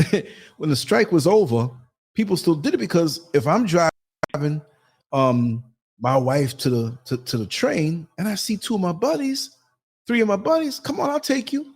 And they say, hey man, you got to get gas, man. Here's $1, here's $1. And you go back down, you see people, take it, and you keep going. At the end of the day, you got $300, $400, $600. But it never stopped when the strike was off. So now I'm working at the Home Depot way back in the day. And there's an African brother from Nigeria, and he does it before he came to work. And he was always, and I'm bringing around the Al Sharpton and bringing around this other situation now, right? Not Al Sharpton, but Farrakhan. So he was always taking me to lunch. I will get you. Don't worry about it. I'm like, yo, man. I'm like, this homo or something? He said, no. I'll tell you why I have so much money. Because he would drive his van up and down all morning and get all this money and come back on the weekend. So I started doing it. I started making good money. I left the job. I'm like, I'm on the job losing money. I need to be out there all day. So I met more people in the neighborhood. In everybody's neighborhood, 2 blocks over, you might not know the people. But me driving up and down all day into the night, I got to know everybody. And I damn near already did in the neighborhood from going to school there, knowing people, girls, different things. So I had a sticker on the side of the van, and it was like the heart symbol, Farrakhan. And this is back in 95. around the Million Man March time. It might have been 96 after that, but that flavor was in the air after the Million Man March. Now, I've come to terms with things that, okay, he's probably a fraud. But my thing, why I play that song is because that's my childhood thing. That's so embedded. I can separate that from him. But I was a staunch Farrakhan supporter and follower back in the day. Now, I go down to the end of the Q9 route, right there on Lincoln Street and Rockaway Boulevard, to turn around and start again. So there was this really dark complected black man. I mean, no homo, but it was a beautiful complexion. Because love to see it on a woman too, you know what I mean? But it was like he was masculine and strong. I was like, yeah, you know, his features were sharp. He was lean. He stood like a soldier, but he had to be like up there in age. And this is in 95. So I would say, what was he, about 70? 70 something? I'm not sure, because I'm a bad judge of age. And plus the brother was looking good for his age. But he was up there. He was an elderly man, but he did not look like that. That's the way I want to be. So he came up to the van. He says, brother, you going to Sutton Boulevard? I said, sure. Other people loaded the van. We driving. So I'm playing a Farrakhan tape. I used to spread that while I'm driving the people up. They're like, oh man, you play that good stuff. So I used to collect all the tapes and the books and the VHS. So he's like, that's the minister. I said, yes, it is. So he little time went by, and most people jumped out the van, but I still had to take him for. I said, could you hit that off? Let me talk to you, brother. So I said, sure. He says, I see you have to stick around outside. You love Farrakhan. I understand why, brother. You're playing the tapes. It seems like you're living a clean life. You're working hard. I see you out here all the time. Very respectful, brother, you are. But I got a little time on you, and I just want to talk to you a little bit. I said, sure, go ahead. He says, many years ago, when Malcolm was alive, I was one of his bodyguards. And I can tell you that, and we're not hating on Minister Farrakhan, but he's a government agent. I didn't want to hear that right at that point. I didn't want to hear it. I did not want to hear it. You know, you're younger and you're in. I didn't want to hear it. So I had to struggle doing the show. Like, the song brought me, it's more of a personal, I got more in the story, but it's more of a personal thing for me. Because I'm 3-4 years old, and I would not go to bed unless I heard that song, because we had the original record. And I had it, and I kept it, and I didn't lose it. Before I sold my home, I had put all my magazines in this crawl space, temporarily sealed it off, and forgot about it. But I found it, as you can see when you hear I play the show. So I used to just think about that and be mad, and it was like a bedtime story. But I wanted to hear it. Oh, something about his voice. You know, you're young and you hear this. Remember, I came up in a time when that's when he was around up in there, Temple number 7, Mosque number 7, and the original Nation of Islam. So that's deep in my subconscious mind. And because he spoke on things that other people wouldn't speak on, and him forming it back again in 79 and coming to the 80s and these tapes and that feel, and I'm already militant and I'm already disciplined. People were like, if the wind blew a little more, if I blew on you, you would have ended up being a card carrier member, Fruit of Islam and all that. That's how deep I was. And for me, I was so gone with it. Of course, I had a strong father figure. So it wasn't about, oh, he didn't have no father figure. No, I admire my father just as much. But when you go into the changes in the world, and remember, I got beat by them cops and all, and the Masons were coming after me too. I think I didn't tell that story publicly. I'll tell it here. Now, I'm a hook, line, and sinker. If something happened to him, and they said, yo, man, we got to knock off somebody because they did something to Farrakhan, I'd be the first one in line back in those days. See? So he said, brother, I'm going to tell you some things that you won't hear anything else, anywhere else. He said, he was the one that had that done. He is an agent. Yes, he was very jealous of Malcolm. And the government made him an offer that he couldn't refuse. That's why physically he had to be in New Jersey at the mosque praying like I had nothing to do with it. And they will never let it get to the bottom of it because he's protected. He says, look at the logic of this, brother. He says he's traveled all over the world. And you know, I know Akbar personally. He's been to my house. This is me talking now in Orlando. I spoke to him about a couple months ago. He was out here, but he couldn't wait another day. I was going to go and meet him. I still do the work, like I'll videotape because it's historic, but like I'm not pushing it. You know what I mean? You know, like, okay, difference in philosophy, whatever have you. It'll take 5 lifetimes for me to like I don't want to hear nothing about Farrakhan. Although I know that I'm not under the spell, but it's still coming out. It's like you done ate so much. It's like, okay, I feel better, but I got more to come. It's still hard for me because that hurt me hearing that, but he proved to be on the shadow of a doubt. And then he was like, brother, I want to show you something. I want to know when you're free. And he didn't live too far from where I lived. So he says, we can get together this Saturday. He says, I'm going to have my wife cook something for you. You know, we eat very clean. And I went to his house. I didn't stay long. I stayed about an hour and a half. And the way he had his home, you knew he was really into, you know, like it wasn't about, oh, I'm just an angry black man into this thing called Islam and whatever. It was nothing Islamic in his house, but it was him, his discipline. Like he's beyond so many things. He's like, I don't do the religion no more, man. He says, but what brought me here, my baby steps were in that, but I'm beyond that.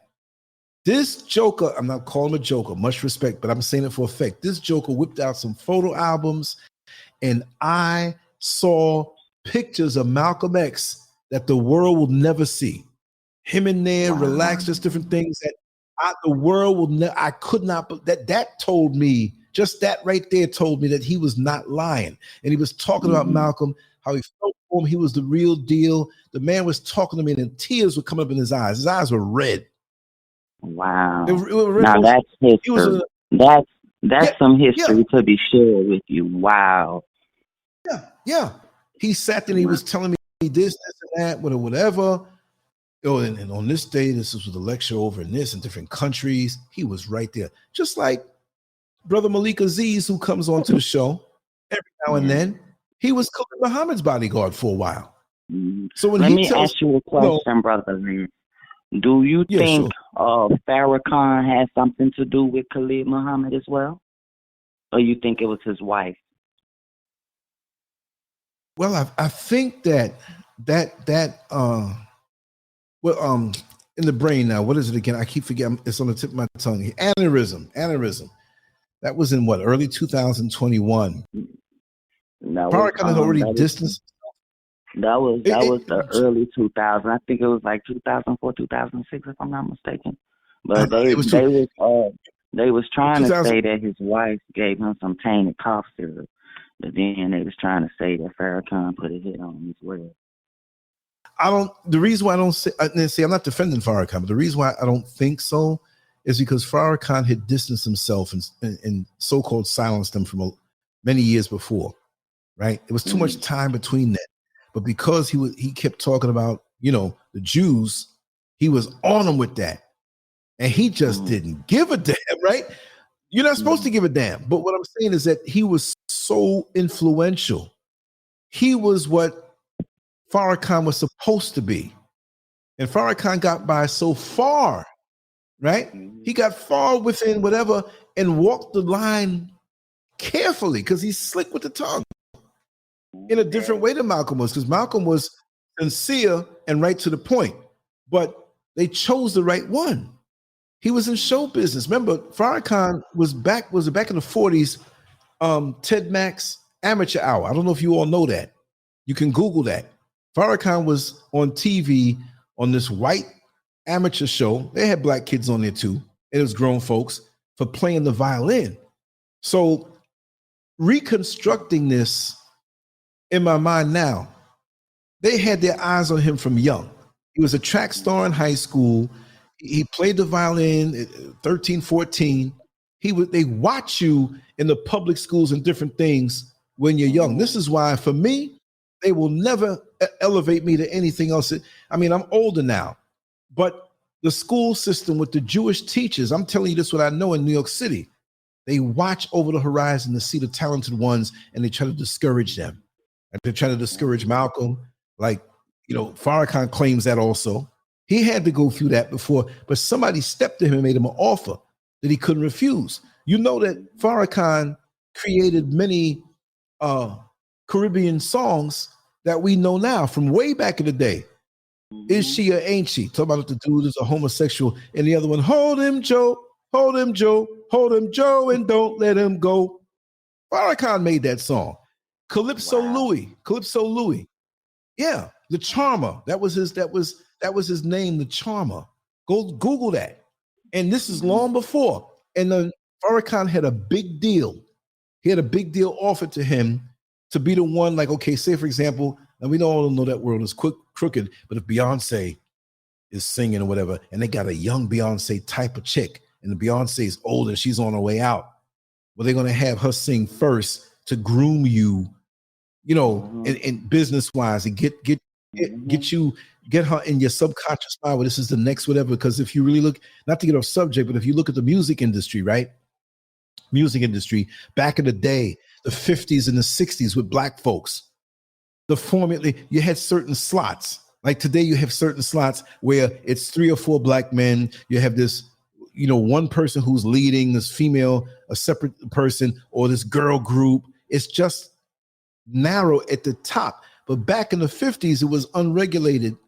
In the 60s, where you had a quartet of black women, all kind of different names. It wasn't some business that was narrowed in where you're bottlenecking down just only but a few to be famous and you hear their shit over and over. Before, you could have 25 girl groups of a trio. The Supremes, you know, Diana Ross and the Supremes, they're the ones that made it. But there were so many other ones, and it wasn't like, oh, on the Billboard, I don't think Billboard was around then, but it wasn't like, okay, after 2 months, we got to stop spinning this song. We got to get the other one in.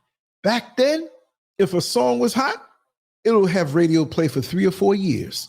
If the people demanded it, they would play it because it was about selling records, wax, 45 RPM. I used to collect them in the 33s. See, telling my age. But that's the way it was. But as the demons got in there, and them Philoshes, them Jews got in there, they started to control it. Now, Farrakhan was supposed to be the next Harry Belafonte. I forgot which record company it was, but he had but a day. He already knew it, but he had another day or two to really sign the contract.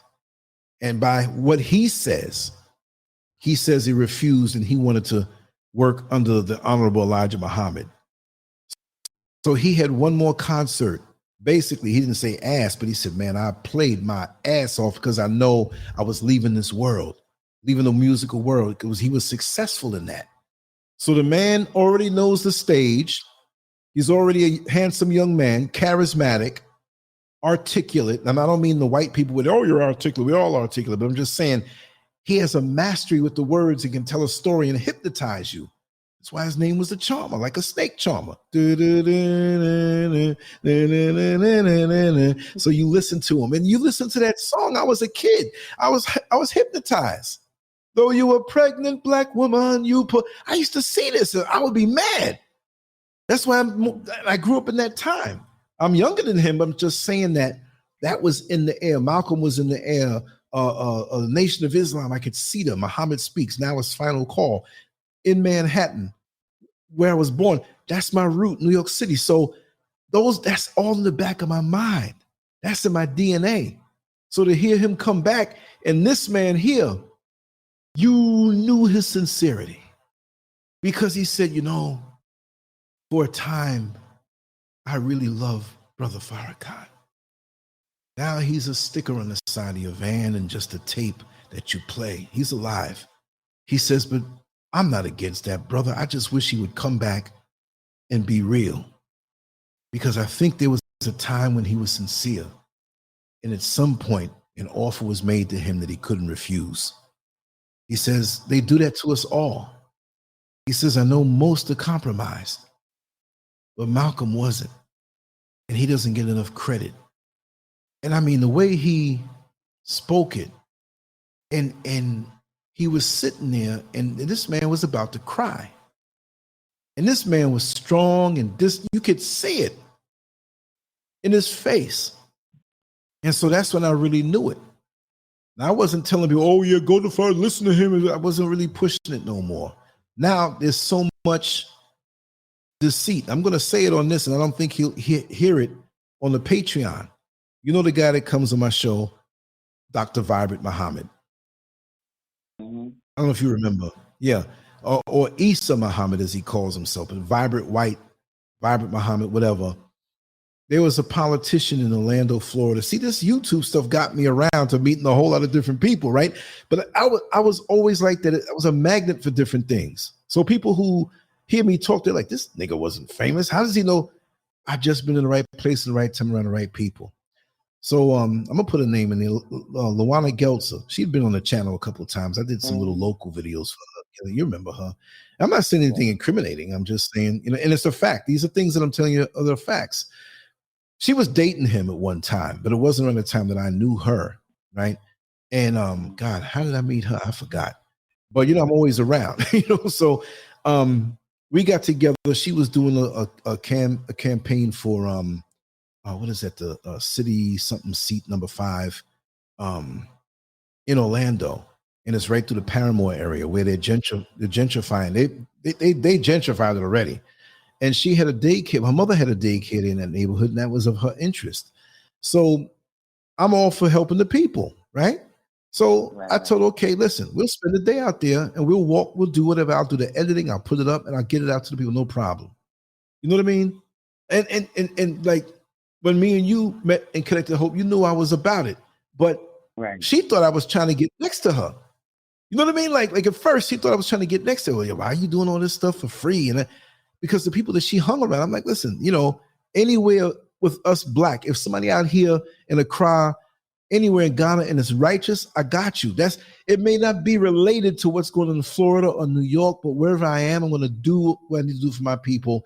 I'm not looking for like one lineage where you can say, oh, he did this for 10, 20 years, whatever. No, there's shit I did that y'all never know, that is private, never went up online, right? That in my path, this is what I do. This is what's keeping me young. So anyway,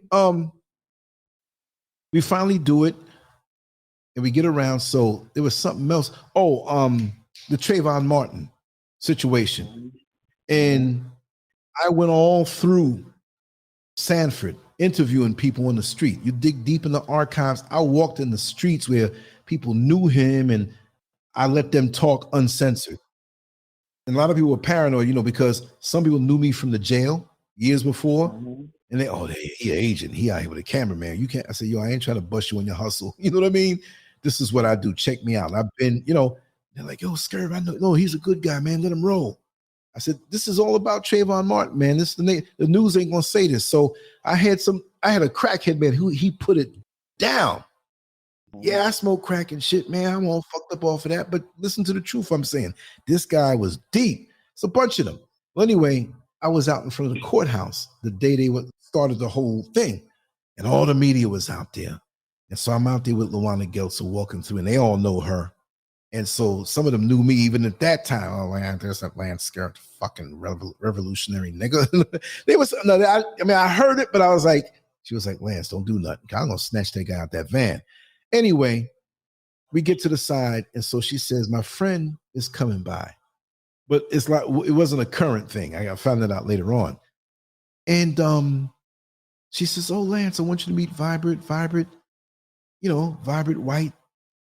I said, damn, that name rings up in my mind, And so I had the camera in my hand, and she's like, yeah, he does this stuff on YouTube and social media. And social media at that time, it wasn't ingrained and embedded into society's mind. Now, when you walk with a camera, people, what's your YouTube channel? You know what I mean? They don't even ask if you do it. They already know. It was harder back then. You walk the street, they thought I was a pervert with a camera. You know what I mean? So I understood that. It's so much more. Even out here, you have a camera, they know what's up. So he was hip to it. And she was like, well, yeah, he does YouTube. And I was like, oh, yeah, I see. What's your name on YouTube? And I was saying it, but back then I was small. I didn't know what I was doing. I didn't know what direction. I just knew I had to record stuff that was around me that other people couldn't tell the story. It's very important to do that because you're as good as what you upload. You ever look for something like on a personal level? Like, let me Google my own neighborhood. And you don't see anything. You're like, damn, why not? It's because somebody should have other people. So we're all responsible for telling our stories. So anyway, we talking. He's like, yes, brother, I'm in the nation. And I said, oh, shit. That's where I know him from. That's where I know him from. There was a book that I bought back in 94. I think it was called Not the Nation of Islam or something. It was something to reveal the dirty deeds of the Nation of Islam, right? So I was like, he told me, he says, oh, brother, he says, if you need an interview, I have Minister Akbar Muhammad. He's coming to my home later on, and maybe we can do a call in, or maybe you can meet with him. And I did several stuff with him, and Vibrant was responsible for having to come to the house because he had time to kill. They were eating in the neighborhood, and it was a couple hours before they had to go to the airport. So this Sunday morning, he called me early. I set it up. I'm like, even though people are going to say things and I know what's up with them to a point, it's still history. You know what I mean?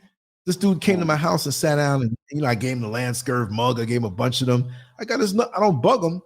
He calls me. I call him, and he'll be out here soon. That's on a historic tip, because white folks will swing things the way they want. And still, my thing is that even if Farrakhan had something to do with it, which we know, and I know certain things, Akbar Muhammad, he still has his standing. He's Farrakhan's right-hand man.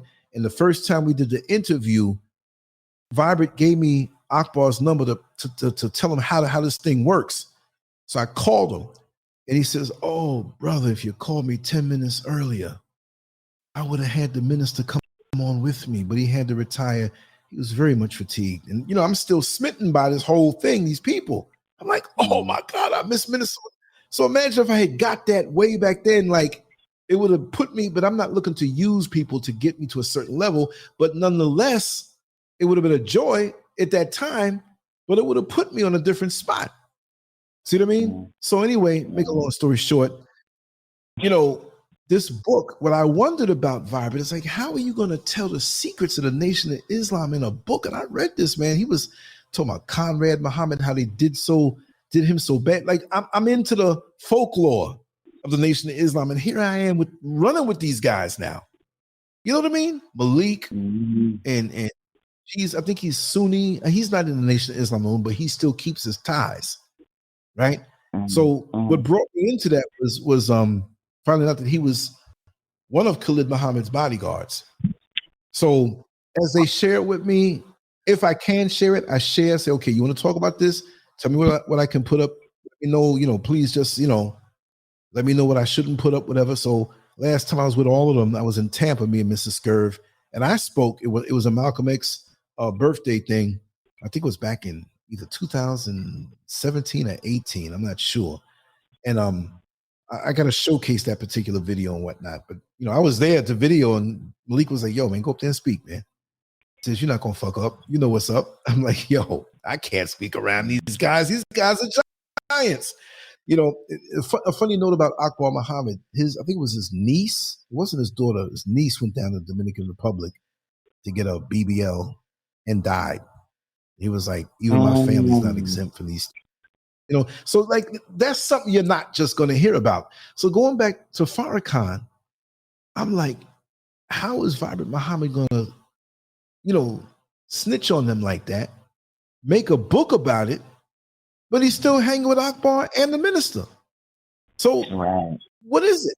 And then I'm gonna tell you too, because he was hot on getting up with me before I left to come to Ghana here. There are a lot of people who came out of the woodwork that wanted to get around me. People that now he was cool, always busy, and he was instrumental in having me meet Malcolm X's daughter. She was speaking in Orlando, but she was scared of me. Weird. It's really weird. It was weird. There's another story. I'm going all off the point, but I know the little interesting anecdotes that I won't tell these things on the show.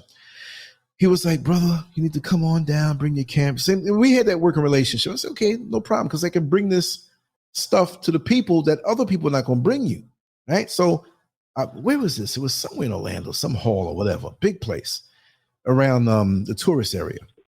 So, God, what is her name? Quabella, whatever. The one that really looks like him that does his work. There was one who had mental issues. She's the one just died. but she looks just like him in real life. So I had my camera. Everybody else had their camera, but this was a kind of like an Orthodox Muslim thing because it was all these white, and Arabic Muslims there, very few black people. So here I am, and I was a little heavy in body weight in my clothes. I looked more like, like this scary guy, even though I'm only 5'10", head bald and everything. So I had the camera, and I was just so fascinated about the things that she was saying. And I was way to the back, but I wanted Vibra to introduce me. I didn't want to just roll up on her that way. So eventually when she came down to speak to the people, because I got my tripod right in front of her and my footage messed up. That's why you don't see footage of that. So I wanted to speak with her. I told Vibra, I said, listen, I know everybody's going to be talking to her. She's going to speak. I just want 3 minutes with her to say what it is that she has to say for content. I'm very, even if it was 90 seconds or other people were getting it, and I would have held up and got some too. So I'm there. She's talking, people around her. She kept glancing back at me. Even when she was up on the stage, she would keep looking at me. And then when I got closer, she kept looking. She was nervous. I didn't get all up on her, but I had the camera like everybody else, but she was looking at me all the time, scared. Wow. And I mean, I noticed she was feeling, even though to other people, they may not have seen that.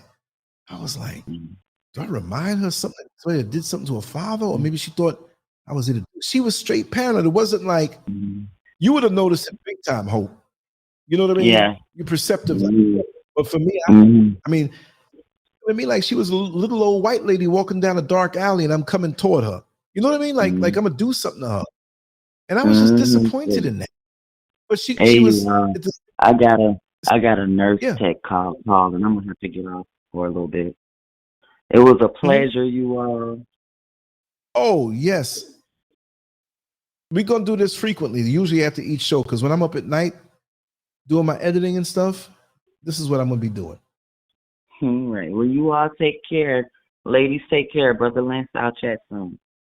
Yes. Call me anytime, sweetheart, whenever you're free. Okay, all right. Yes. All right. Yes. So hope I'm not boring you. These are little scraps. It's like, when you get your hair cut and there's little scraps of your hair, they get swept away, nobody sees them. Little crumbs off the cake, a little bit of the ice, and you dip your finger in there. Oh, I'm glad. Anytime you want me to change the subject when I'm talking, I just jump in and talk, but just being around. And like I always say, I lived a fast life, not in a way that term will make you think. Not fast with drugs and crime, sometimes fast with women, but just fast where I absorbed a lot. I'm no better than nobody else, but that's one thing that I realized that, I absorbed a lot. I was just always seemed to be, I wasn't everywhere, but just being a sponge. I'm a sponge too. A lot of folks will experience something and forget half of it. I don't forget nothing. You know what I mean? So all from young, single-digit ages. I remember Shirley Chisholm was running for president. I think it was back in 72. I was in 68. I was too young. Had to be 72. And my mother was always around dignified scenarios because, like I said, she sung. She graduated from Juilliard School of Music. She had all these dignified older folks around her. She was always invited to sing and do things in the community.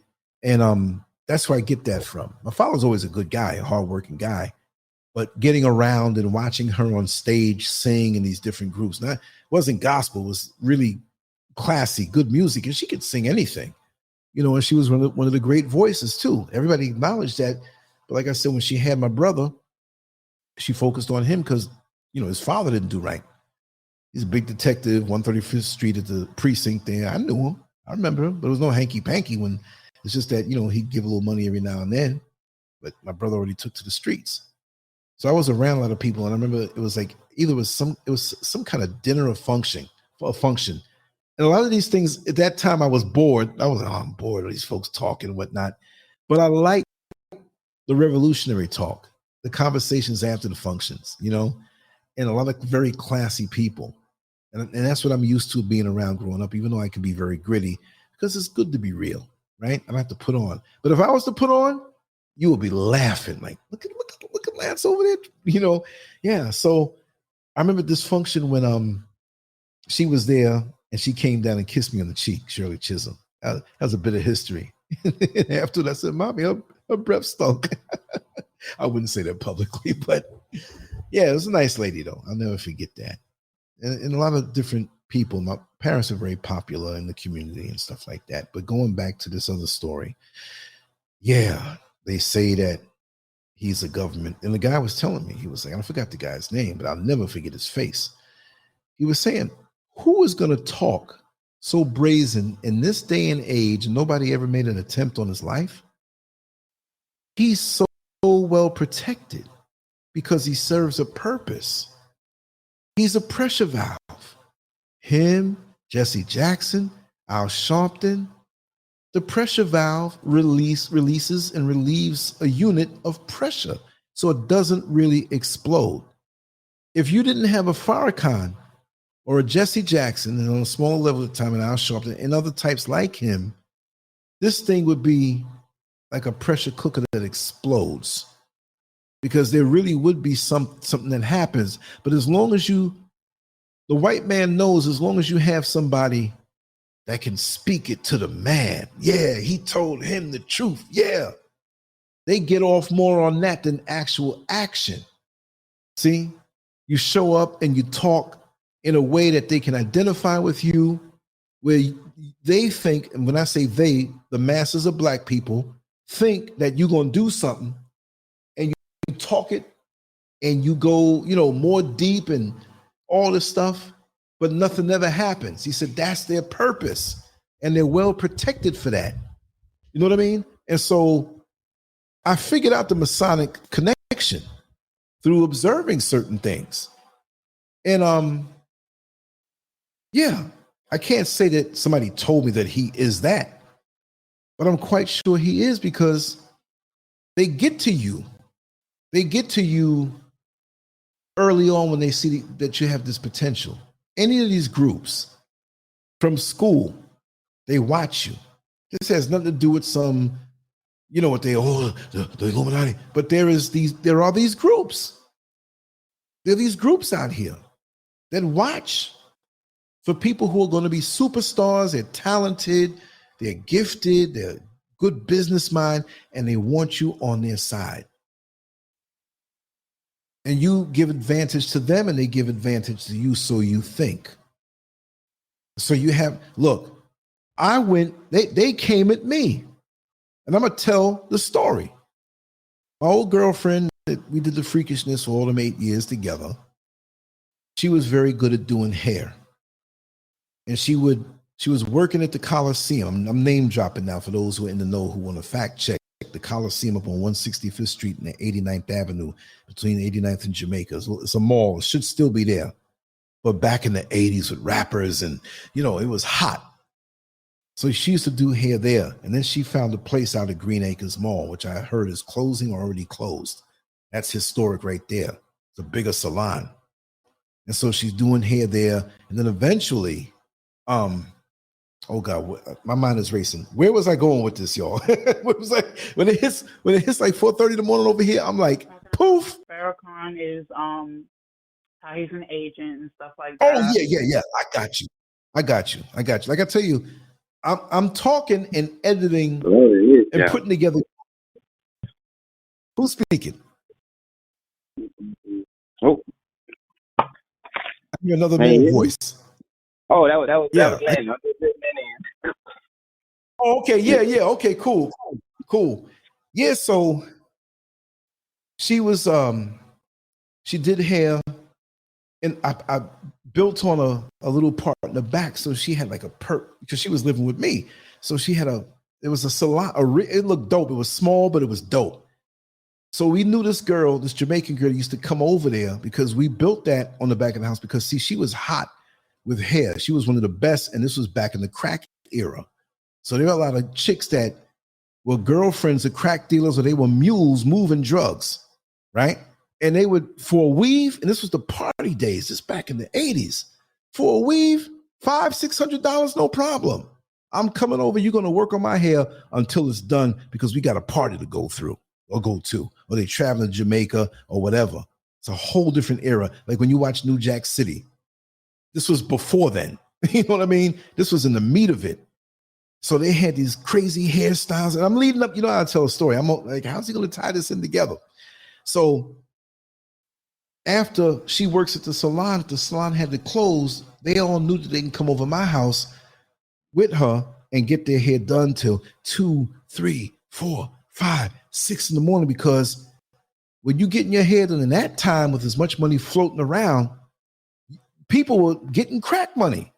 Hairdressers were getting crack money, making thousands sometime in a week or a weekend. I'm not going to say in a day, unless you had somebody working under you that you split the cost, because sometimes when it came to the weaves, she'd have somebody helping her on the same head.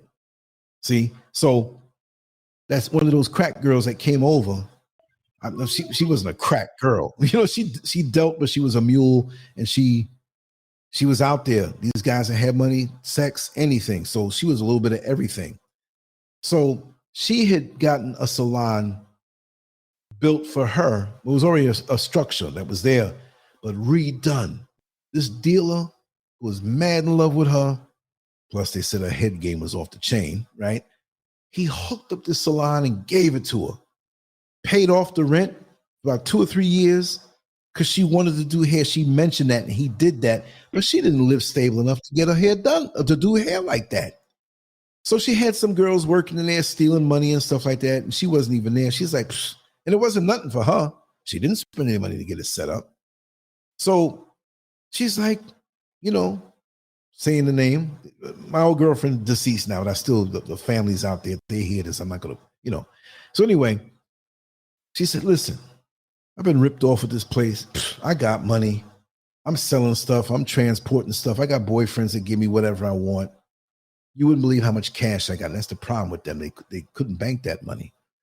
He said, listen, just keep it going. It was Herbie's Beauty Salon, right? And that was his name. He said, listen, even if we break up, you better keep that name on there because I put this together.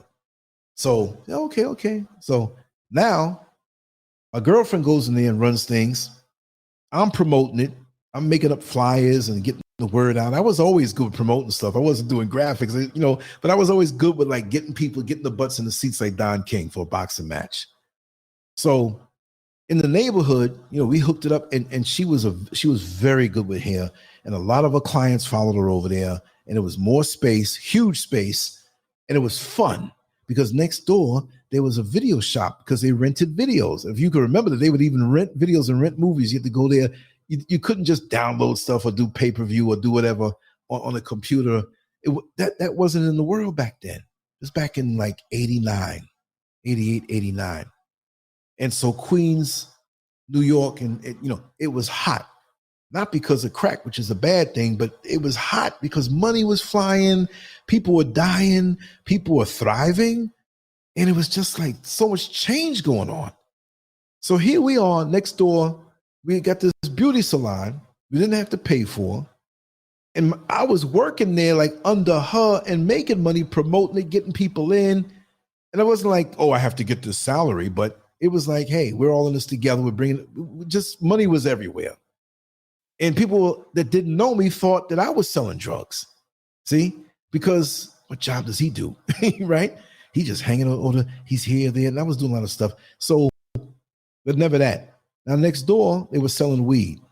They were making more money from the weed than from the videos. They were legitimately selling videos. And I'm coming around to the Mason stuff.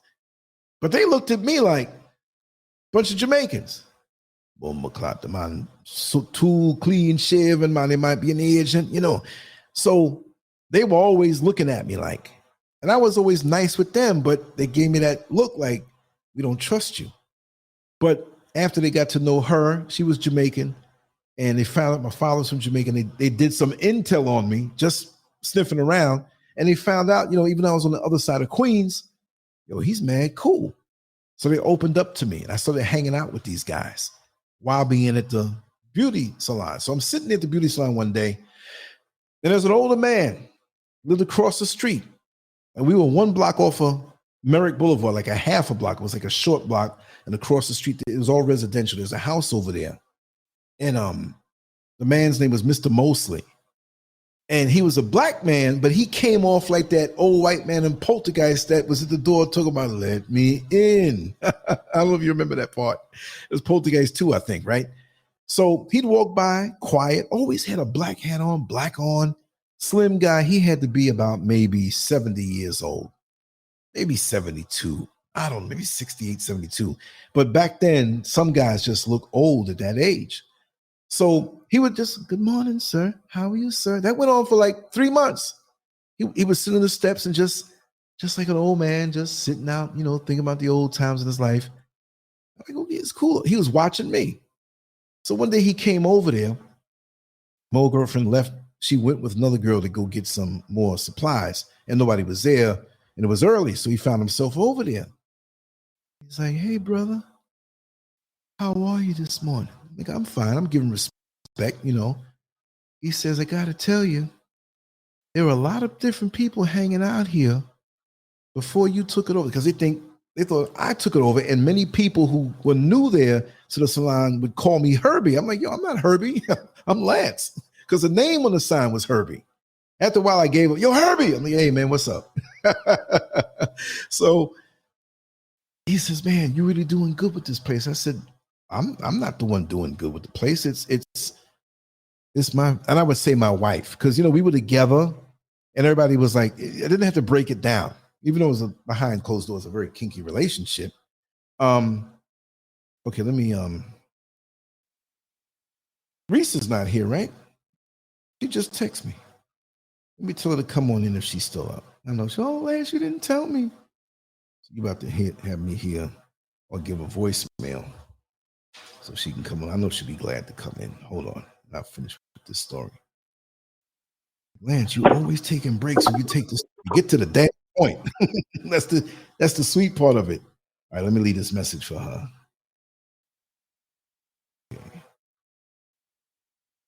Okay, I gotta swipe this way. Okay, here we go. Damn, phone's freezing up. I was trying to send a text. Okay, I got it now. Hold on.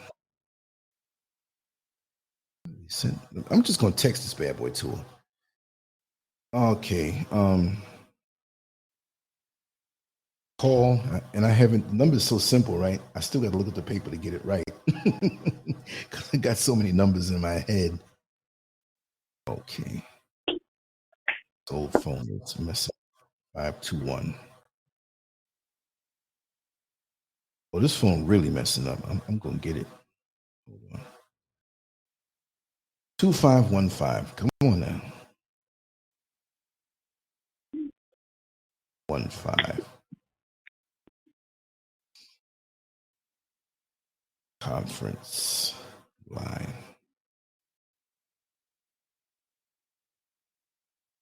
Live now. Okay. Yeah, so he's saying, brother, you're doing a good job. I've been watching you for a while. You live clean. I see you hang out with the guys next door, but they're not bad guys either. I know what they do. But you're cut from a different cloth. He's another one that was like slick. I felt like a chick that he was rapping to or something, even though it wasn't a homo thing, right? He says, but I'd like to speak with you sometime because you really appear to be an enlightened individual. So I said, oh shit, there's something coming now.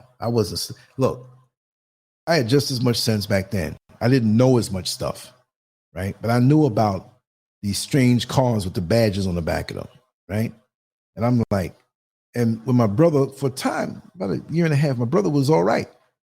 So he's like, those are the Masons. I said, that's what goes on with them.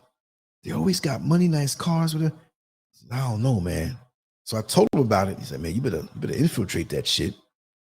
Because I did not know what it was. Now, I'm going to tell you, I had just got beat down by the cops.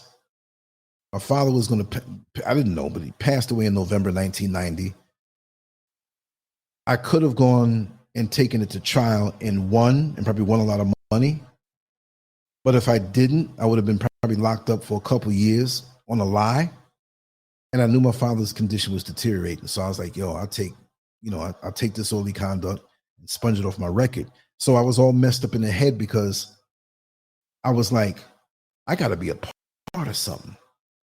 I got to be a part of something that will give me a measure of protection, you know, because the cops messed up. They saw I came from an honorable family. My mother taught at 2 different colleges at the time. My father was sick. He had Alzheimer's and extreme diabetes and stuff like that, but he had his own business and stuff. So I came from a good family. They didn't know that. So I'm like, if I can get beat down by 11 cops and treated this way, I was always a person who was like, yeah, there's more to this world than meets the eye. So when Mr. Mosley said to me, he was like, brother, I know you're seeking the light. These are terms that he used on me. And at first he used that other term where Masons try to identify each other. Hey, brother, are you a traveling man? Now, if guys are not in that, they'll be like, yeah, man, in the service, I was in Japan. I was stationed there for a while, and I was stationed in Germany. They'd be like, this fool, he ain't no Mason. And they got all kind of the secret handshakes and stuff, right? So he's like, I'd like to invite you to meet with some of my brothers in my lodge because I've been telling them about you. You're special. I didn't pick up the homo vibes. I said, okay, no problem. I didn't really want to do it, but I was like, I didn't know that it was a Mason thing, and I didn't know about the Masons. So I went. He had these stoic, serious-looking black men. Some of them had beards. Some of them, you know, and they were judging me. Not even assessing. They were like, okay, let's see what this guy's all about. So I knew that I was brought there for a reason. And they were like, not like, hey, man, they weren't like giving respect. They weren't disrespectful, but they were like, we the shit. You know what I mean? So I'm like, this ain't the mob. I said, this old man wouldn't bring me to some criminal enterprise. I'm still thinking these things because I know that, especially in New York, back in those days and even earlier on, the criminals look like great businessmen. So I'm all ears. Especially my brother's like, yo, man, I can't wait for you to go so you can come back and tell me what it is. I didn't know that it was that at that time. When I came back, I let him know that this about these dudes with the badges on the back of their car. Man, you need to crack that code, man. And so there were scattered books that my brother had found, like down through the years. He says all this mysterious stuff, and they're talking in codes and all this symbolic things in there. And I said, my brother's very intelligent. If he went live and I went live, you wouldn't be with me. You'd be over there with him because he could speak to the corporate boardroom, guys on the street. He's a con man. He was good at what he did. He'd talk the panties off you without taking your pants off. And it wasn't even like that. He was just that kind of guy. Like, how my panties get so? I didn't take my pants. You know what I mean? He hand them back to you. Here you go. How'd you get those in your hand? So they're telling me about community and you know, being upstanding and morally correct. I'm listening. Would I be interested in joining? In the way they said the so-and-so, the Mason, Freemasonry. And I'm thinking it was something good. Now, I didn't become one, but I went through with the initiation and jetted. I didn't run out of there after that now, right? But they had set the date. But before then, they had to send 2 dudes to my house for a final kind of interview. They didn't use, I forgot what the word was. So they came over to my house and sat down politely and, you know, just looking around. And, you know, my girlfriend came in and I said, oh, that's my wife. Just to cut the cheese. And I didn't know that, oh, they're shacking up. It said girlfriend, he can't join. You know what I mean? I thought that I would, for some reason, mysteriously, I thought I would get some power and some protection. I wasn't scared, but police and the crack and beating you down, and that was very traumatic for me. So they said, okay, this is what you're supposed to wear, and we're going to put you through the initiation, and you'll learn more as you go along. Like, okay, I felt adrenaline and like I was a little scared because this was too serious, and I didn't get any information to be able to say like, okay, this is what it is. It's still mysterious. So my brother was waiting for me, and he's like, yo, what's up? You know, what? And he's like, that's what it was? I said, yeah. And I went, and it was this big hall, Masonic hall, went into the foyer, big hallway, and there were other guys there. They were just as dumbfounded as I was. So there's one guy that came out, and we had to wear this apron. Did you probably see the apron with the square and whatever, the angle thing there. And we had to put on these gloves. And we had to have a white shirt on. We had to take one of the arms out where our shoulders were out. This symbolic, I'm okay, the symbolism now. And we had to put one arm on the shoulder of the guy in front of us, and same with the person behind me. We had to close our eyes. And they gave us these aluminum, they weren't a sword. It was like some cardboard fake sword with aluminum over it, looking like a sword, right? And we had to take our shoes off. There's a few other things that I forgot. We could not open our eyes or break the chain. Whoever was responsible for breaking the chain, that was it. You're out. And then the other guy, he says, it's only going to take about maybe 30 minutes. I said, okay. I'm thinking like, I'm going to start swinging. If somebody put their hand on my nuts, so you know what I mean? I'm like, we're going to have some problems. I didn't detect any homo vibe though, but I was already ready. Even to this day, I'm an older guy. I'm not a tough guy, but I'm always ready. Like I position myself when I'm in crowds a certain way, near the doors all the time for a quick exit. I'm always watching strategically. That's just how I am. That's why I got along, being a CO and doing the bounce and stuff. I'm positioned to act quick. Because if you don't act quick and use that speed, so now all of a sudden the lights go out. But we were already in position. And they opened up the door into the hall. All of a sudden I heard glass breaking. Like way over. And we barefoot, but I'm thinking like, okay, I hope I don't step in no glass. But they had put potato chips on the ground. It was crunching and we were like scared. I'm stepping like, that could be glass, but I realized it wasn't. And they blowing in your ear. Anything to startle you. And they scream, hey, scream in your ear close, and you jump, but you can't. Whatever you do, you cannot break that hand on the other brother's shoulder. Nobody broke it.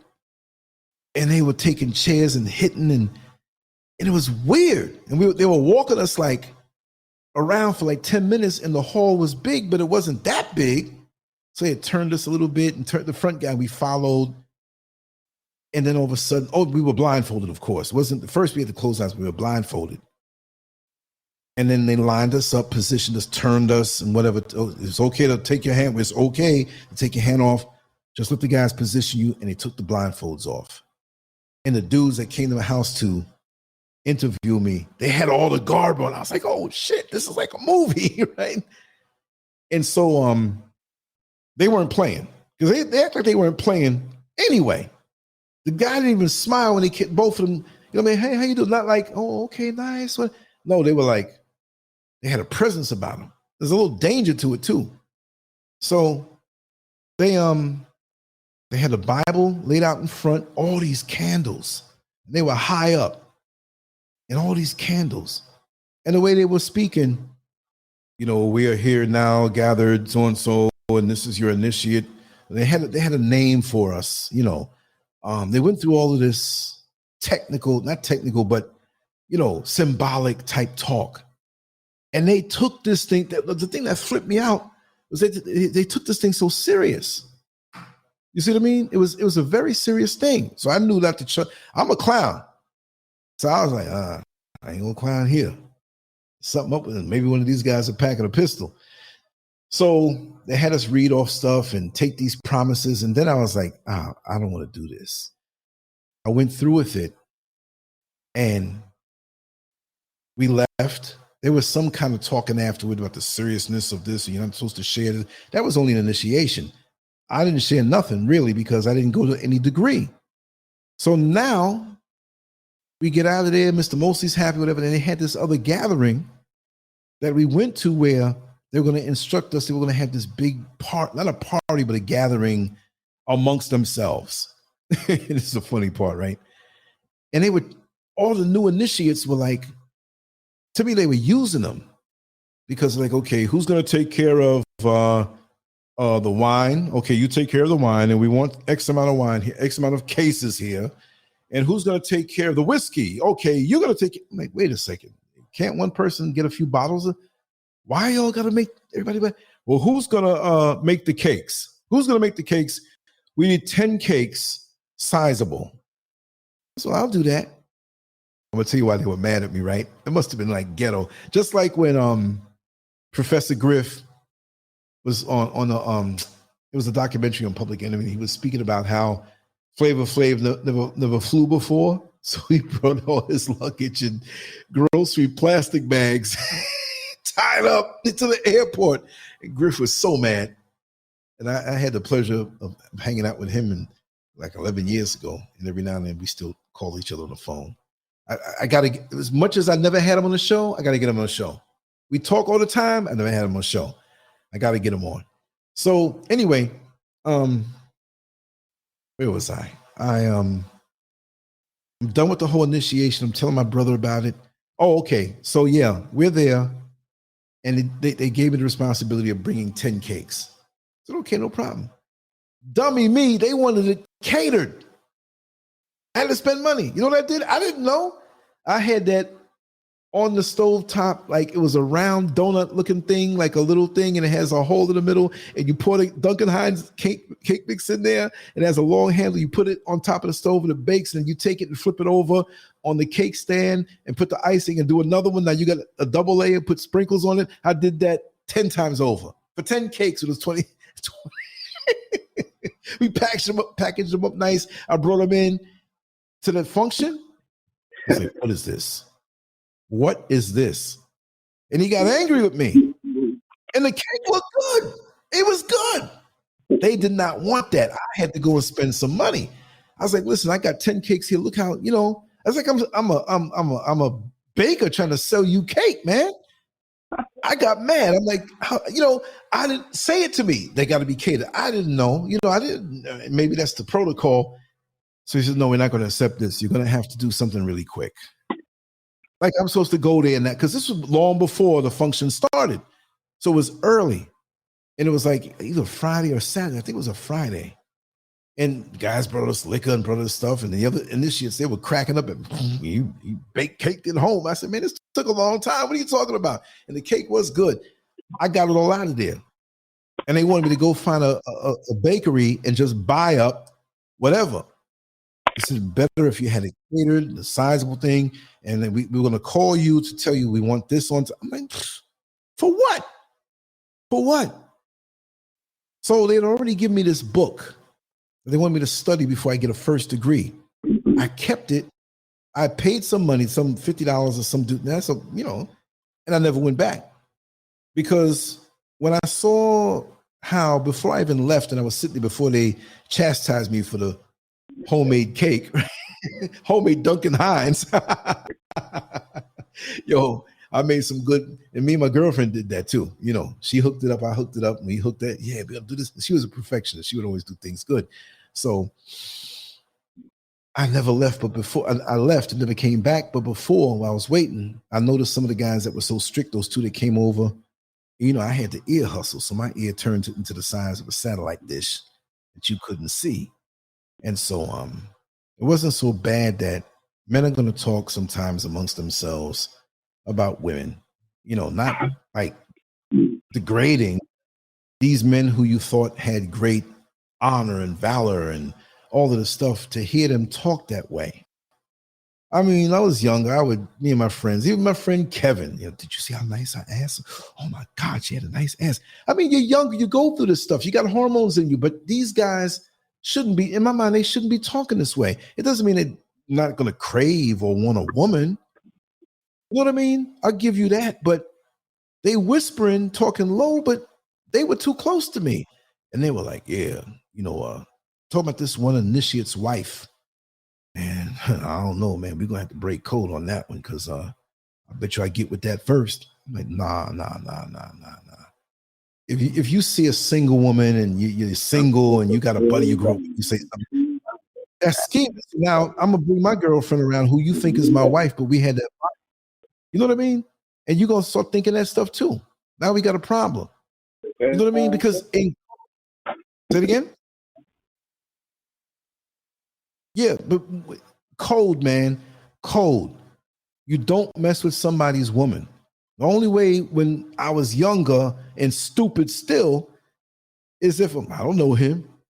Come on, let's go. But that's still, if you knew that's violating.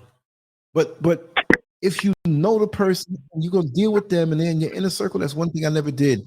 That's why I always have Kevin's loyalty. He has some very good looking sisters. His old girlfriend was the best looking woman in the whole county, in the whole area. You know what I mean? And never, and you can see, like his girlfriend was a track star. The thighs, the calves, the backside. And he said, you know, he said, Lance, you've never violated, and I trust you completely.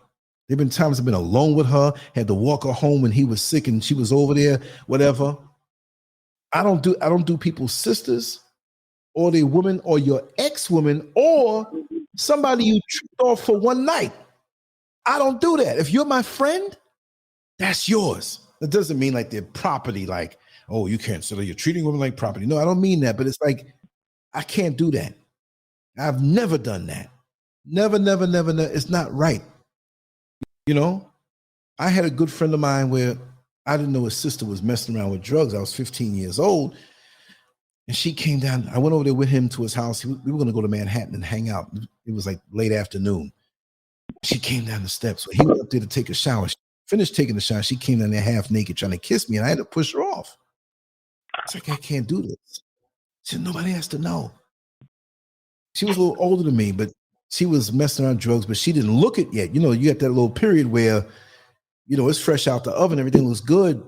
Mess with drugs before you break down. And she couldn't believe it. I can't believe this. Look at these titties. Look at this. But she thought I had a lot of money. Even when I was younger, they thought my folks had lots of money, and that's what it was. Let me give this little young guy some poontang and, you know, get his nose open and whatever. But I knew her real good. She changed on me, but I don't do that. So they were calling me up. You're very disappointed in your behavior. You so. And I said, listen, it's just not for me. It's just not for me. And they kept calling me, and I wasn't even answering after a while, you know? And they kept calling. This is so-and-so. I'd like to speak to you. Maybe we can meet. And I'm like, I was thinking crazy, like, because remember the cops beat me down, almost killed me. They're going to meet me somewhere and whatever. And then I started finding out, because I did research. And I went to older guys that I knew of it or who had a taste of it. And you don't want to mess with that. And Mr. Mosley, the older man who befriended me and ushered me in, about 6 months after that, he passed away. And after he passed away, he was the only one living in the house because his wife was deceased, but he had sons and daughters that always came over. So it wasn't like he was an old man up in the house, you know, decomposing or something like that. So before they came around, you know, they called and didn't answer for like 2 days. Even during the week, they came over there. But before that, he left the back door open. The neighborhood little kids, 9, 10 years old, were running up in his house. And they didn't even know he was in the bed. He was upstairs in the bedroom, but they were running all through his house, playing tag. Then one person ran behind the door, and they were, oh, ain't nobody in here. Oh, he got cookies over, you know, that kind of thing. And so eventually, like, older kids got in there, and they were looking at some of the books. They would go rambling through the stuff. They said, maybe he ain't here, but his car's here. And they pulled out all these Masonic books that I wasn't around for. Like, I went somewhere out of state, and Donna was still running the shop, and there were enough people there. And the guys next door, Jamaican dudes, you know, we all were like family. We were going to parties together and stuff. When they started whipping out guns and shooting it up in the air, New Year's, I'm like, yo, man, you got to put that away. I can't, you know. But, you know, I was a clown around them too. I got stories with them, mad stories with them. Anyway, they were pulling out books and running down the street with it. And the guys next door, they would tell me, yeah, man, and take out the books, you know. In the books, I have devil Ed. I'm like, what are you talking about? demons, man, demons. And I figured, and I learned that those were in the higher degrees. So would you want to see each degree doesn't know what the higher degree is? And you get taught a handshake at the first degree, but you don't know the third degree handshake. Wow. Third degree knows yours. You can't front on who you are. So if you're the 14th, 15th, 16th, so and so, you can start out where you are if they don't know it, but you can tell who knows the first, and you do this anyway. It's a certain way. I learned the first one, but I don't want to know no more. You know what I mean? So, yeah. So to me, with my paranoid mind, like your name goes somewhere when you do some shit like that. You know what I mean? Like your name is shit on. This is before the real computer age. Your computers back then. But it's like I've always had opposition in anything I did. Jobs, people on jobs, always something to look out for. I'm not paranoid like I'm consumed by paranoia, but my sense of awareness and aggressive, the aggressive awareness that I have borders on paranoia, but it's not something that controls me. Like, oh no, who are they? Oh, I think no, I'm not like that. I watch everything though. See, and I do have certain personality traits that most people don't have, where I can fly solo. I'm watching this, I'm watching that. I got to have the last word. I don't mean in a conversation, but in a situation that I'm gonna observe. So this is why I'm not even gonna say it on this particular broadcast. Like we spoke on the first one, we'll have another one where we do that. But that's why my super inner circle, like we were talking about, their wife is an Eastern Star. So he got to be one. He got to be a Mason. And how do you not know? How do you get with somebody you not know? But they were playing good cop, bad cop, and he talked bad about the Masons because that was required to win me over more. He can't be one because he's talking about this stuff online. Just like you have a Farrakhan who will live for so long, getting the best of health care. You know, he looked completely different, but he's what, 93 now or something like that? Whatever he is, and going strong. I'm not saying that, you know, that's some old Queen Elizabeth type shit. You know, like who's preserving you? I'm not saying you can't live to 120 if that's what it's supposed to be, but nobody took a shot at snuffing you out. You talking about Jews and white people and all this? I'm like, wait a second. And so what that guy told me while I was driving the dollar van, he took me to his house and showed me pictures with Malcolm X that the world will never see. These were personal photos. And you know those old photos of the quality? Like you got old cheap photos, right? But you got those old photos that are like, they never gonna turn yellow. It's clear. And they in the photo album, him sitting, and then in the background, it wasn't like he was the forefront, but he was there with him as his bodyguard, one of his bodyguards. So how can I deny him? And he told me not with venom, but he's like, Farrakhan's an agent. The government got him covered. And it hurt me to hear that because I saw the sincerity in his eyes. I already knew. I said, this guy, he's not playing. This guy's telling the truth. What do you say? You know, it is what it is. It is what it is. A lot to think about when you tie in like life, things that happen, things that press upon you, certain things, you know, and you find out this, you find out that, you know, neighbors that I've known, you find out different things and you're like, whoa. So nothing shocks me. Like through the scanner period of my life, when I used to have this radio scanner, you know, scanner radio. And I wish I can get one like that, but it's not going to work as good because everything is digital right now. What do you mean by that? Well, with radio frequencies, like say, I forgot the radio, it's not CB radio, scanner. Anything that's broadcast through the air, you can pull down and hear. And I don't know how much you all may know about radio, but you have digital now, encrypted, which there's no regular person can hear that. That's like trying to hear somebody on the other side of the Super Bowl right after a touchdown. Everybody's going crazy, but that person on the other side of the stadium is whispering, and you're trying to hear that. You cannot hear that. But with analog, the different format before digital, it was something that you can tap into and hear it as it is because it was not encrypted. Well, guess what? Old SCURV got a hold of a scanner radio back in 1993, right before they turned everything into digital. I forgot what year it was. It was a couple of years after that. Now you had American radios that, let's say, I'm gonna make it simple, right?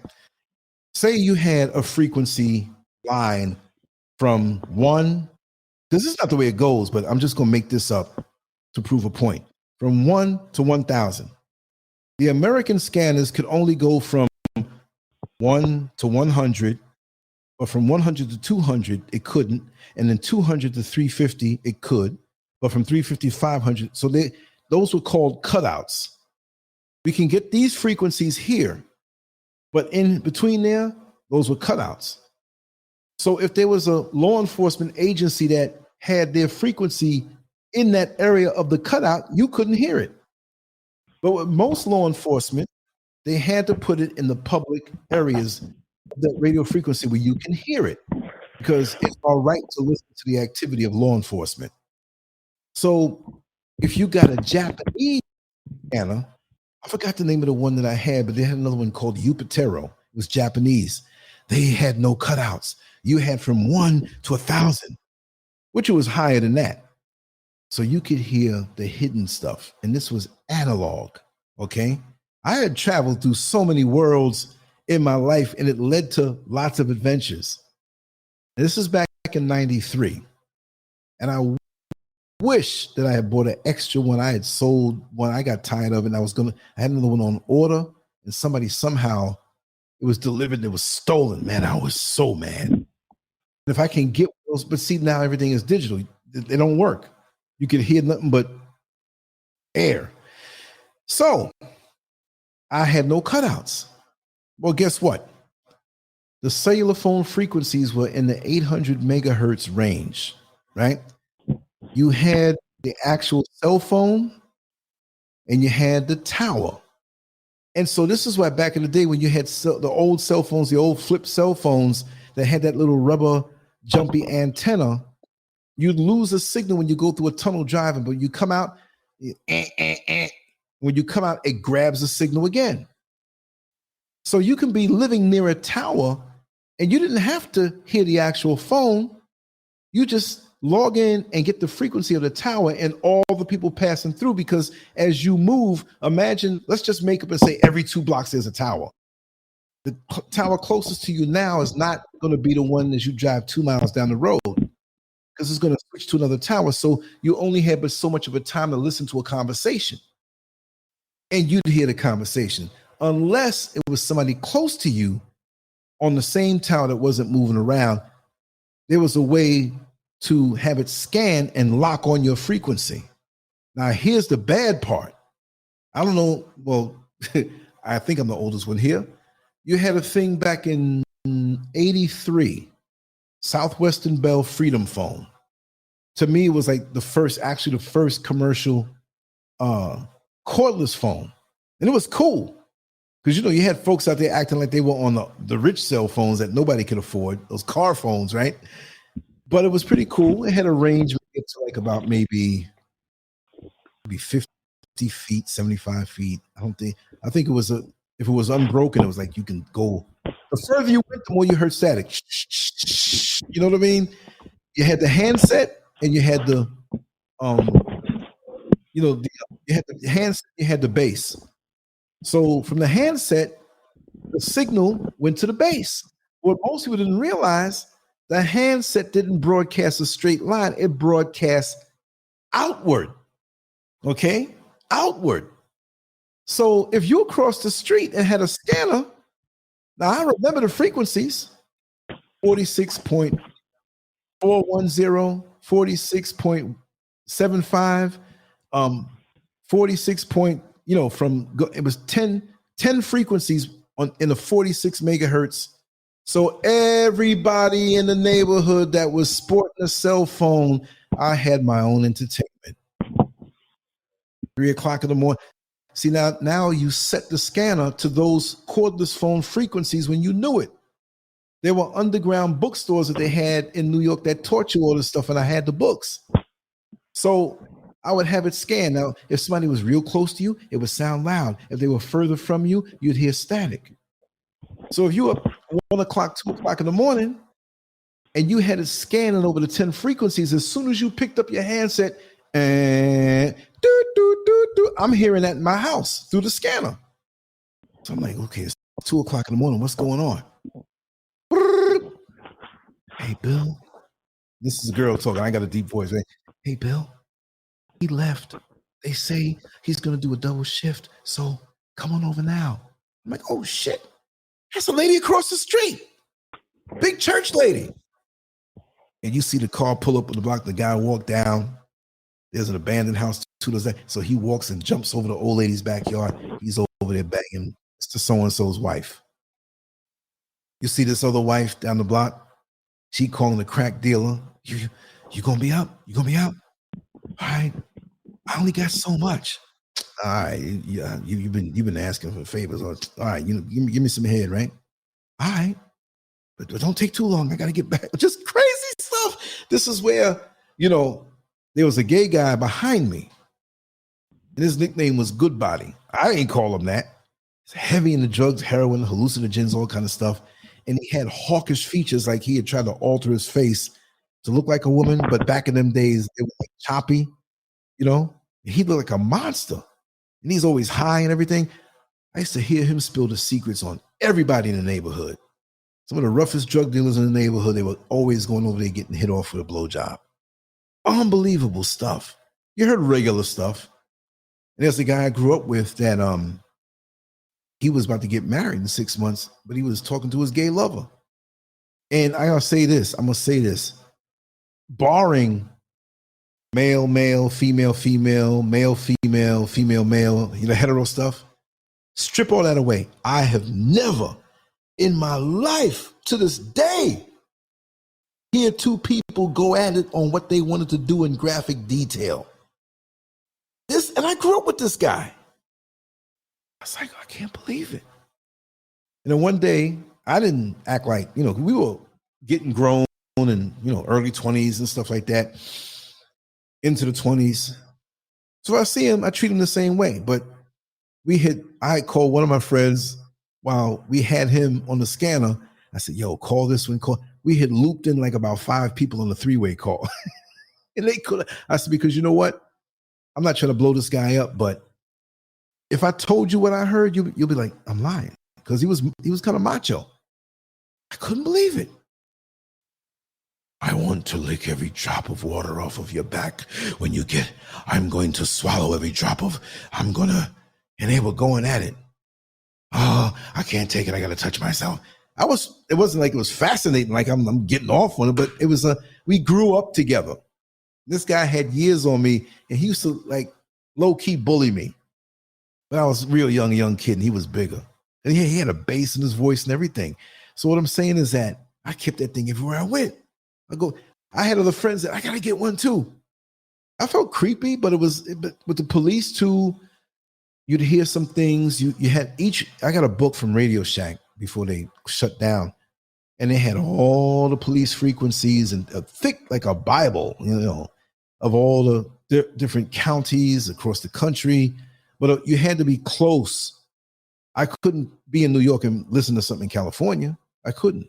Now, online, they have these websites that you can sign up to that will, through digital online, pipe to you the different frequencies. Nobody's phone number now. Nobody's phone.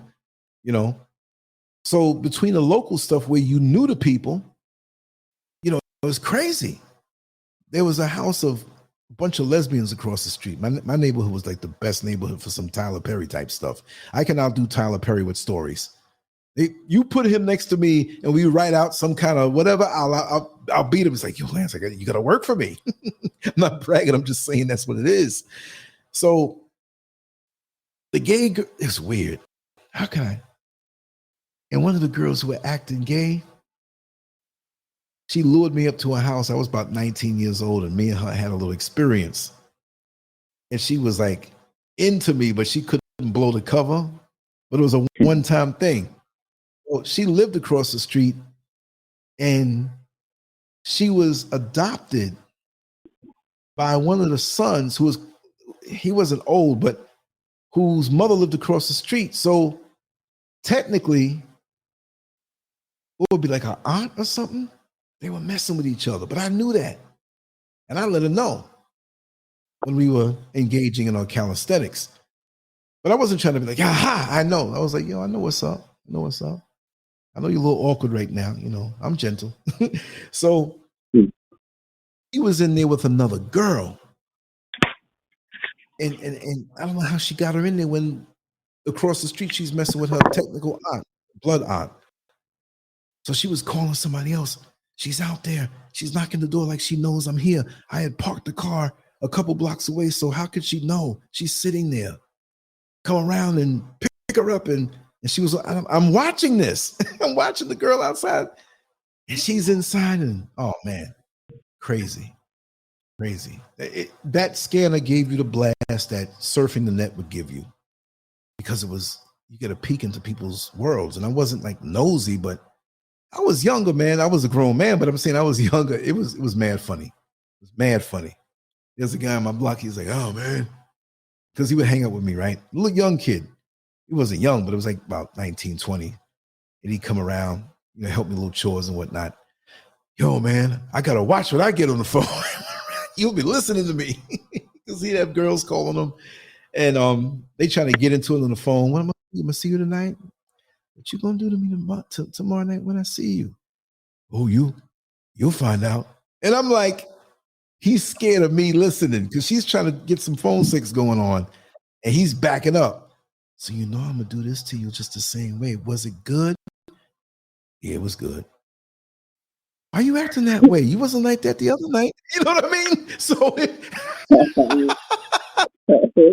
so that was so funny. How'd you feel when I swallowed? It's all right. What's wrong? You got a girl over there or something? She thought that he had a girl. So I saw him the next day. You don't mind. I'm going to have him come on. He's really big. He was overweight. I said, yo, Ty, man, why was you scared to talk on the phone last night? See, motherfucker, I knew you was listening. I said, they like you was talking to, you're a pedophile or something. And then my other friend across the street, up the block, he does not curse. I've never known him to curse. If he wants to curse joking style, like this is a curse substitute. This is not real milk. This is almond milk. You know what I mean? This is better for you because you're not cursing, but you're making the point go across. He would say something like, he'd say, yeah, if he was mad, those father muckers up there, man, always got on my nerves. Father muckers. Like he took the M and put it where the F was and put the So I'm like, yo, that sounds like peanut butter, like Smuckers, like Father Muckers peanut butter, some ghetto type stuff, right? So he would B-I-T-C-H, he had another word, but he had a whole new alternative set, a set of church-friendly curse words that you can say. But when I caught his ass having phone sex, he didn't hold back. I'm listening, right? Oh yeah, because I got stories to tell. I got about him. I'm not gonna put his name out there, but he wouldn't mind. I don't tell nothing on nobody that they would want me not to tell. This is like boyhood stuff, right? So he's on the phone with this girl, woman, right? Yeah, I'm gonna eat that fucking pussy so good for you. I'm like, oh my God, he cursed. But he said, I busted him and I stepped to him because he knew I had the scanner. So I said, yo, man, I heard you the other night. He's like, yeah, I know you probably did. I don't care. I ain't got no shame. I said, I didn't know you curse like that. He says, I only curse when I get horny. I was like, what the? So he was like, yeah, I'm gonna part them cheeks and stick my tongue all the way up in your ass and wiggle it around. And I'm like, this is so surreal. It's like people seeing their parents do something or some family member, like, I'm not supposed to see this. I can't unsee this now. That was in my block, we had so many characters. And the same guy, right? He wanted to he was always cheap. He wasn't frugal, he was cheap. So cheap, when you see how he tries to cut corners, you screw your face like, man, it's not that bad. Come on, man. And he'd brag about it. Not being frugal. You can brag about being frugal, but he was straight cheap. There'd be other friends that they were like when you have friends, like it's a circle here and a circle there, but they kind of know each other, but they kind of like friendly with each other, but they don't really hang, but you're the common denominator. That was me with him. And there were some other ones that they knew, but it's like, yo, boy, it's cheap, man. We can't hang. Don't bring him around us. He'd embarrass us around these, because he'd pull little tricks. We went to Windows on the World restaurant, the World Trade Center. We're all sitting around eating. And that's expensive up in there. But we knew it. Don't go. Like, unless somebody says, hey, man, I got you. I know the price, but I got you. We would do that for each other a lot.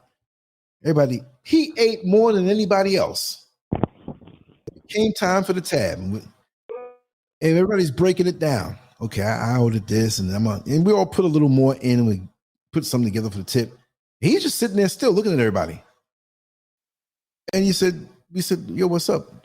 Tally up what you got. I give you the calculator, whatever, little tiny calculator, whatever. Oh, you know I ain't got no money, right? You know I ain't got no money. Like, what? But you ate more than everybody else, and you knew you didn't have any money. Everybody took their time. And we got the money together, everybody took their time, went to the bathroom, and eased on out and never came back. That's the way it was set up. We left him there. I don't know how he got out of there, but that was funny. He was known for that. I got to tell another one too. We had a thing. Am I boring y'all? Everybody's quiet. Everybody all right? Everybody didn't sleep on me yet? Let me take a little sip of water.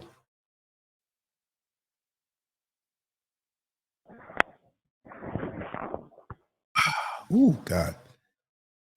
There's one thing I know about myself. I can do a show for 3 hours and still talk. Been on here for a while. I'm going to tell a few more and ease off. Let me check something real quick on this computer. Hold on. I think Master Glams is done. Now.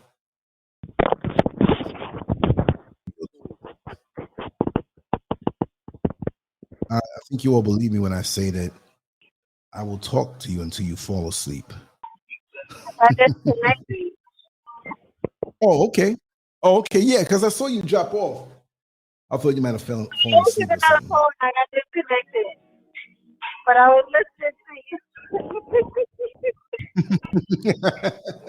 You too much, but I'm listening to everything. I'm just not commenting. Okay, no, I'm cool with that. Jump in when you want. Thank you. Because I'm setting up videos to upload, and I'm talking. This is what I would be sitting here quiet, listening to music otherwise. So I just talk. Yeah. Right. But in my group of friends, I'm known as that guy who, damn, I took a sleeping pill. I can't sleep. What am I gonna do? Call Lance. They would call me, and we talk until they doze off. It's crazy. That's just the way it's always been for me. Those are the days for me. But all right, I'm listening. I'm here. Is there other people saying no? Everybody's kind of like me. Oh, everybody's chilling. Everybody's chilling. We all chilling. I'm chilling and talking. We all chilling and listening. I'll be over here at night singing songs and stuff. Mrs. SCURV been knocked out. When Sister Hope was on, and I left and I said, let me check on her. Her mouth was wide open. She was out. Yeah, got those days too. Gone. And yeah, see, like, so it's not like she'll sleep. If I was in the same room doing it, she would fall asleep. Because she knows. That's why when I get that studio and I'm really acting up, nobody will hear anything. But it's not like, those my stories.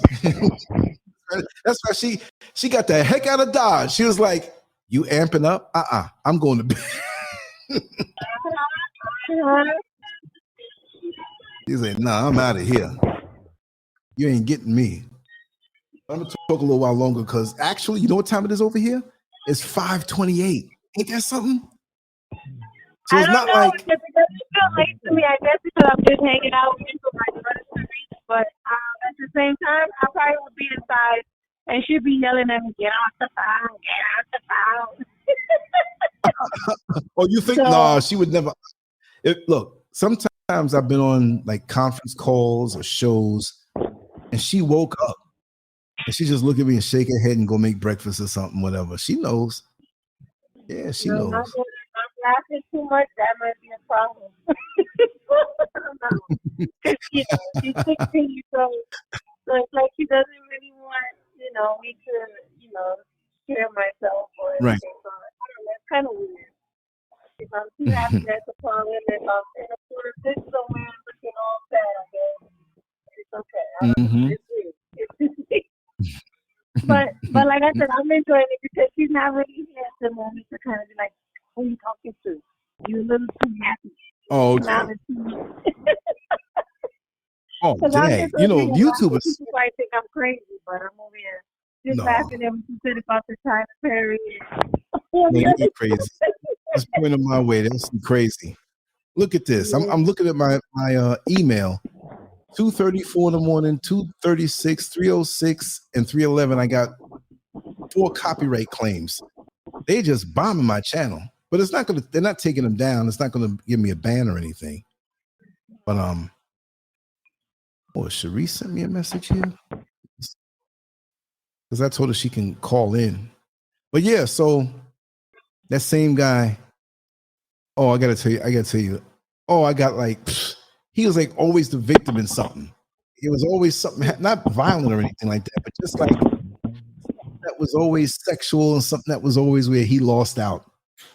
But he was, they used to have a theater in Midtown Manhattan, an adult movie theater where they showed sex movies.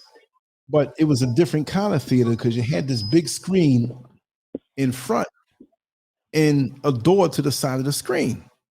So they would share their to show the movies. I found out all these spots from him. He's about 4 years older than me. Our birthday is 2 days apart, but he's 4 years older than me. So he said, "Yeah, I found a new spot, man. I found a new spot." And I'm like, "Wait a second. Boxing match I missed earlier." I said, "Yeah, it was nothing to me," because I'm like, wasn't like I was having any problem. He was a wallflower, shy at first, and he was a real slim guy. He was a real good dancer. And when he started going to the clubs in Manhattan, like Bentley's and Red Parrot and Silver Shadow, and all these dance clubs that back in the 80s, that a lot of stars were there. You'd see Mike Tyson pulling up in Rolls Royces and different groups and different world back then in New York. So he got his play that way, but he was still like a little pervert. Nice guy. He would never like push up on you, but he would damn sure think it. So he told me about this spot, and he was notorious for paying a woman for her services, if you know what I mean. That was like, in his mind, he wasn't going to deal with trying to rap somebody and date anybody at that particular point in his life. So there were women there that would come out of this door between adult movies, and it would be like 5 minutes. They would keep the movie off and they cut the light on. Now, I went in there with him one time just to see what it was like, but I didn't go in the back. Like he went in the back with these women, and so when the lights came on, you saw white men pulling their pants up because they were playing with themselves in the movie theater. Guys with napkins up and all this stuff. I'm like, man, this is a nasty place. I had an experience one time. And I tell all of it, man. A bunch of us went into this movie theater. It wasn't like, "Oh, we're all horny, want to see it." It's like, it's cheap. Let's go in there for a while, sit down. So I had these black pants on, and we all sat in different seats next to each other, and we were making jokes and looking at the people laughing, like, "Yo, look at that guy over there jerking off, ah, ha, ha." So we was in there like 30 minutes. There's a homo down in the bathroom downstairs. He had all purple on, and he had a little bit of makeup, but he was down there blowing dudes. I guess he was making money.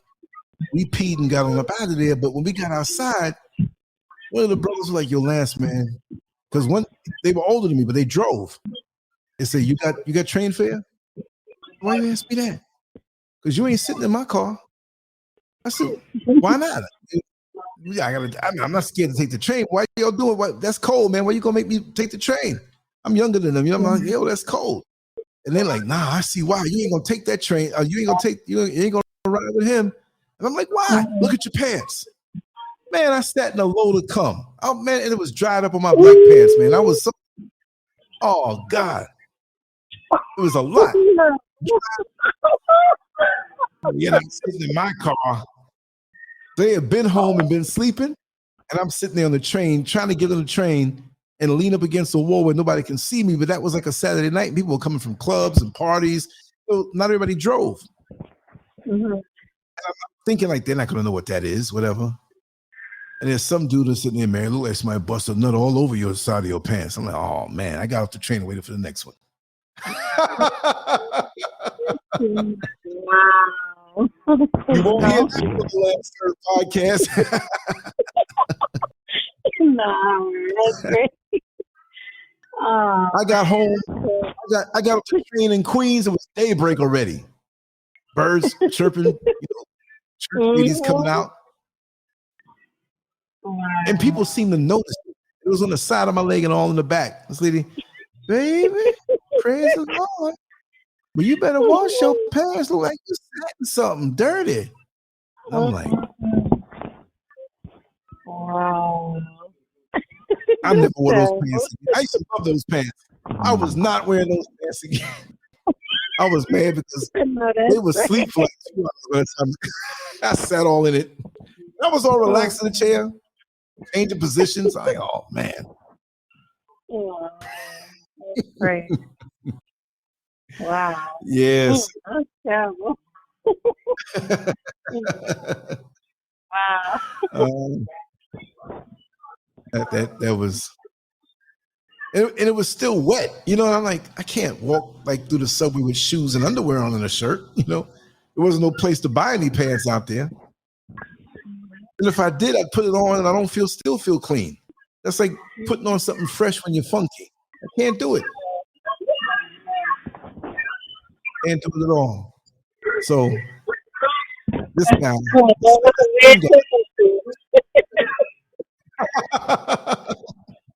the same guy, he went on a separate occasion. I wasn't there, but he went in the back with one of them girls between, the shows and stuff. And they came out in little stockings and little heels and little garter belts on. And in there, they were topless and like it wasn't regulated. So dudes would pick the one they wanted.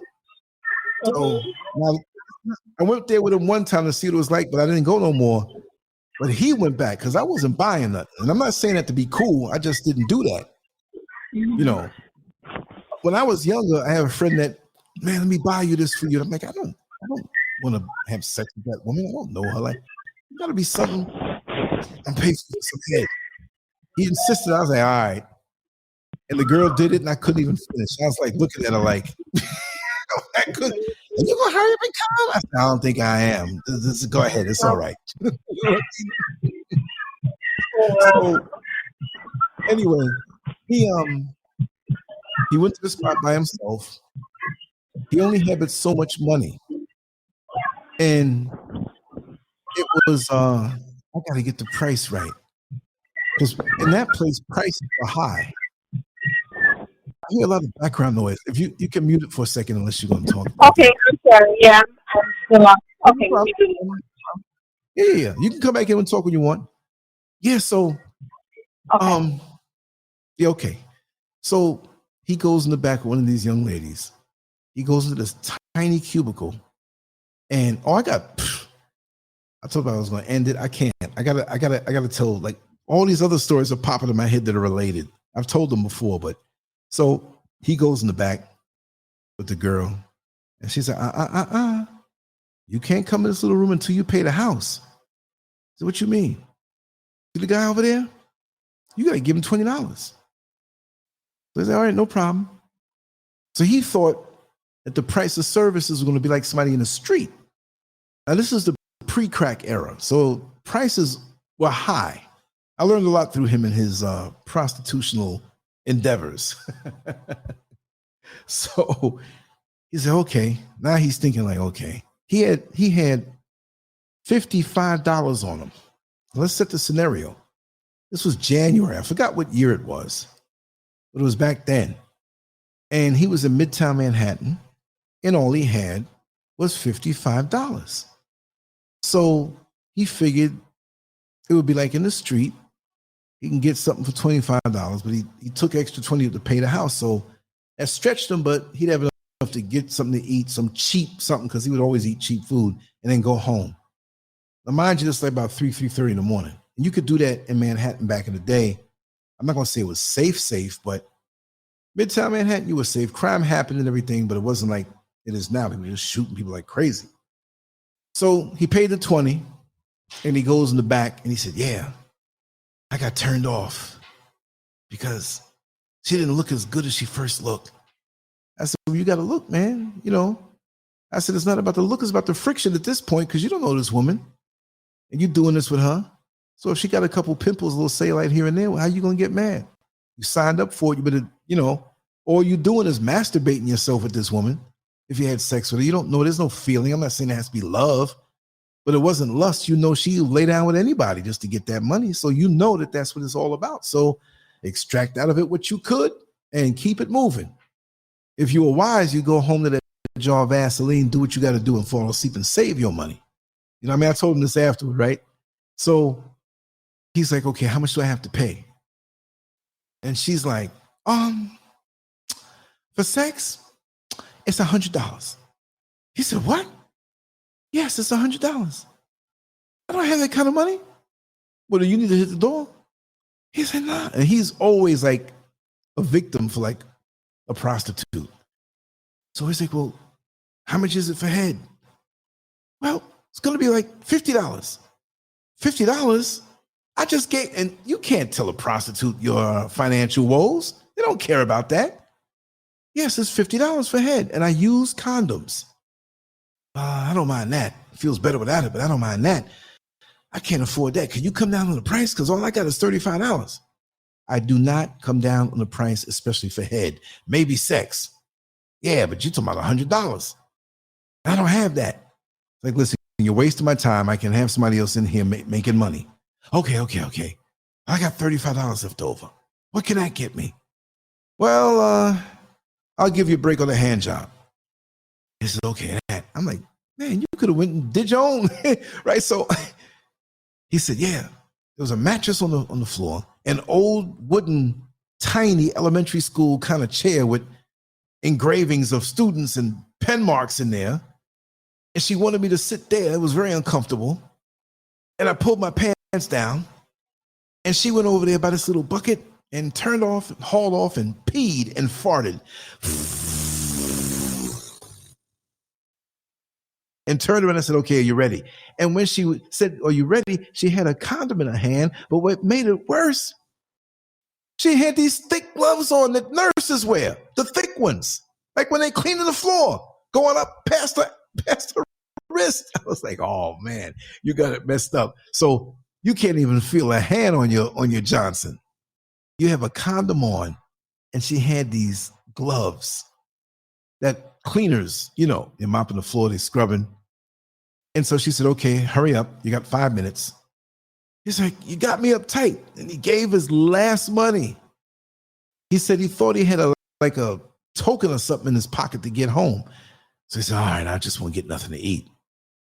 So she sits down with her back turned, grabs this thing, and starts like just mechanical looking. And he's sitting there pissed that he spent his last $55, that he's sitting there trying to muster up some kind of modicum of pleasure to have an orgasm.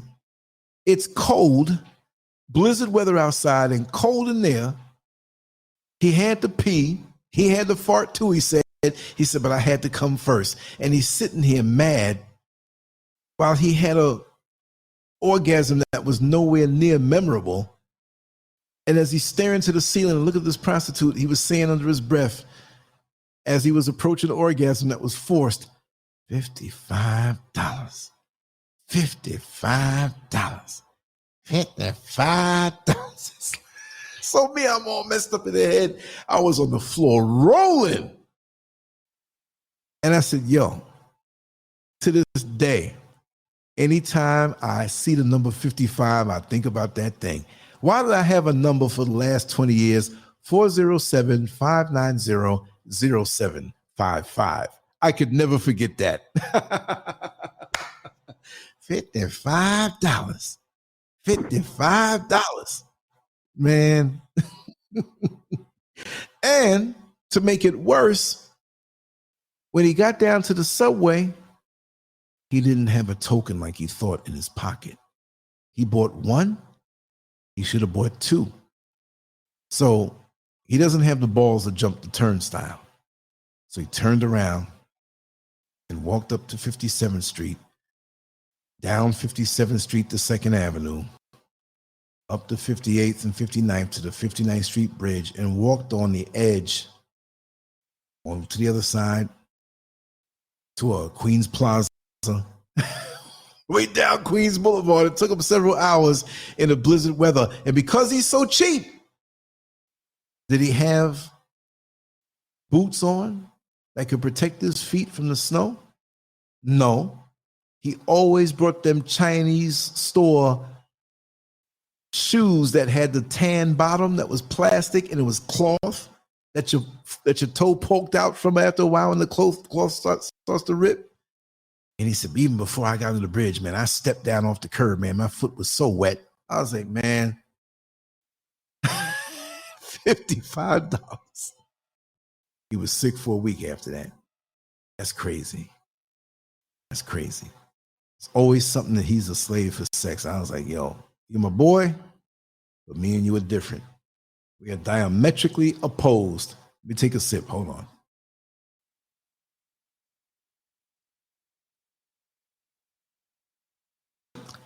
Same dude around the same time. We had a thing, and I got to tell you this in a separate story because I got to break down how it worked, but it was like a party line, but it was like a phone company party line that we discovered. And it was around for the 1950s, and people were using it for phone sex. And they had two lines, one called the loop line and one called the busy signal. And the busy signal, and I'll explain it, and this is not really the story I'm telling, but I got to lead off with this. The busy signal, I don't know how they do it now because things are digital, but back then, because way back in the day, you make a call, you have a switchboard, and you talk to somebody, and they patch the call in.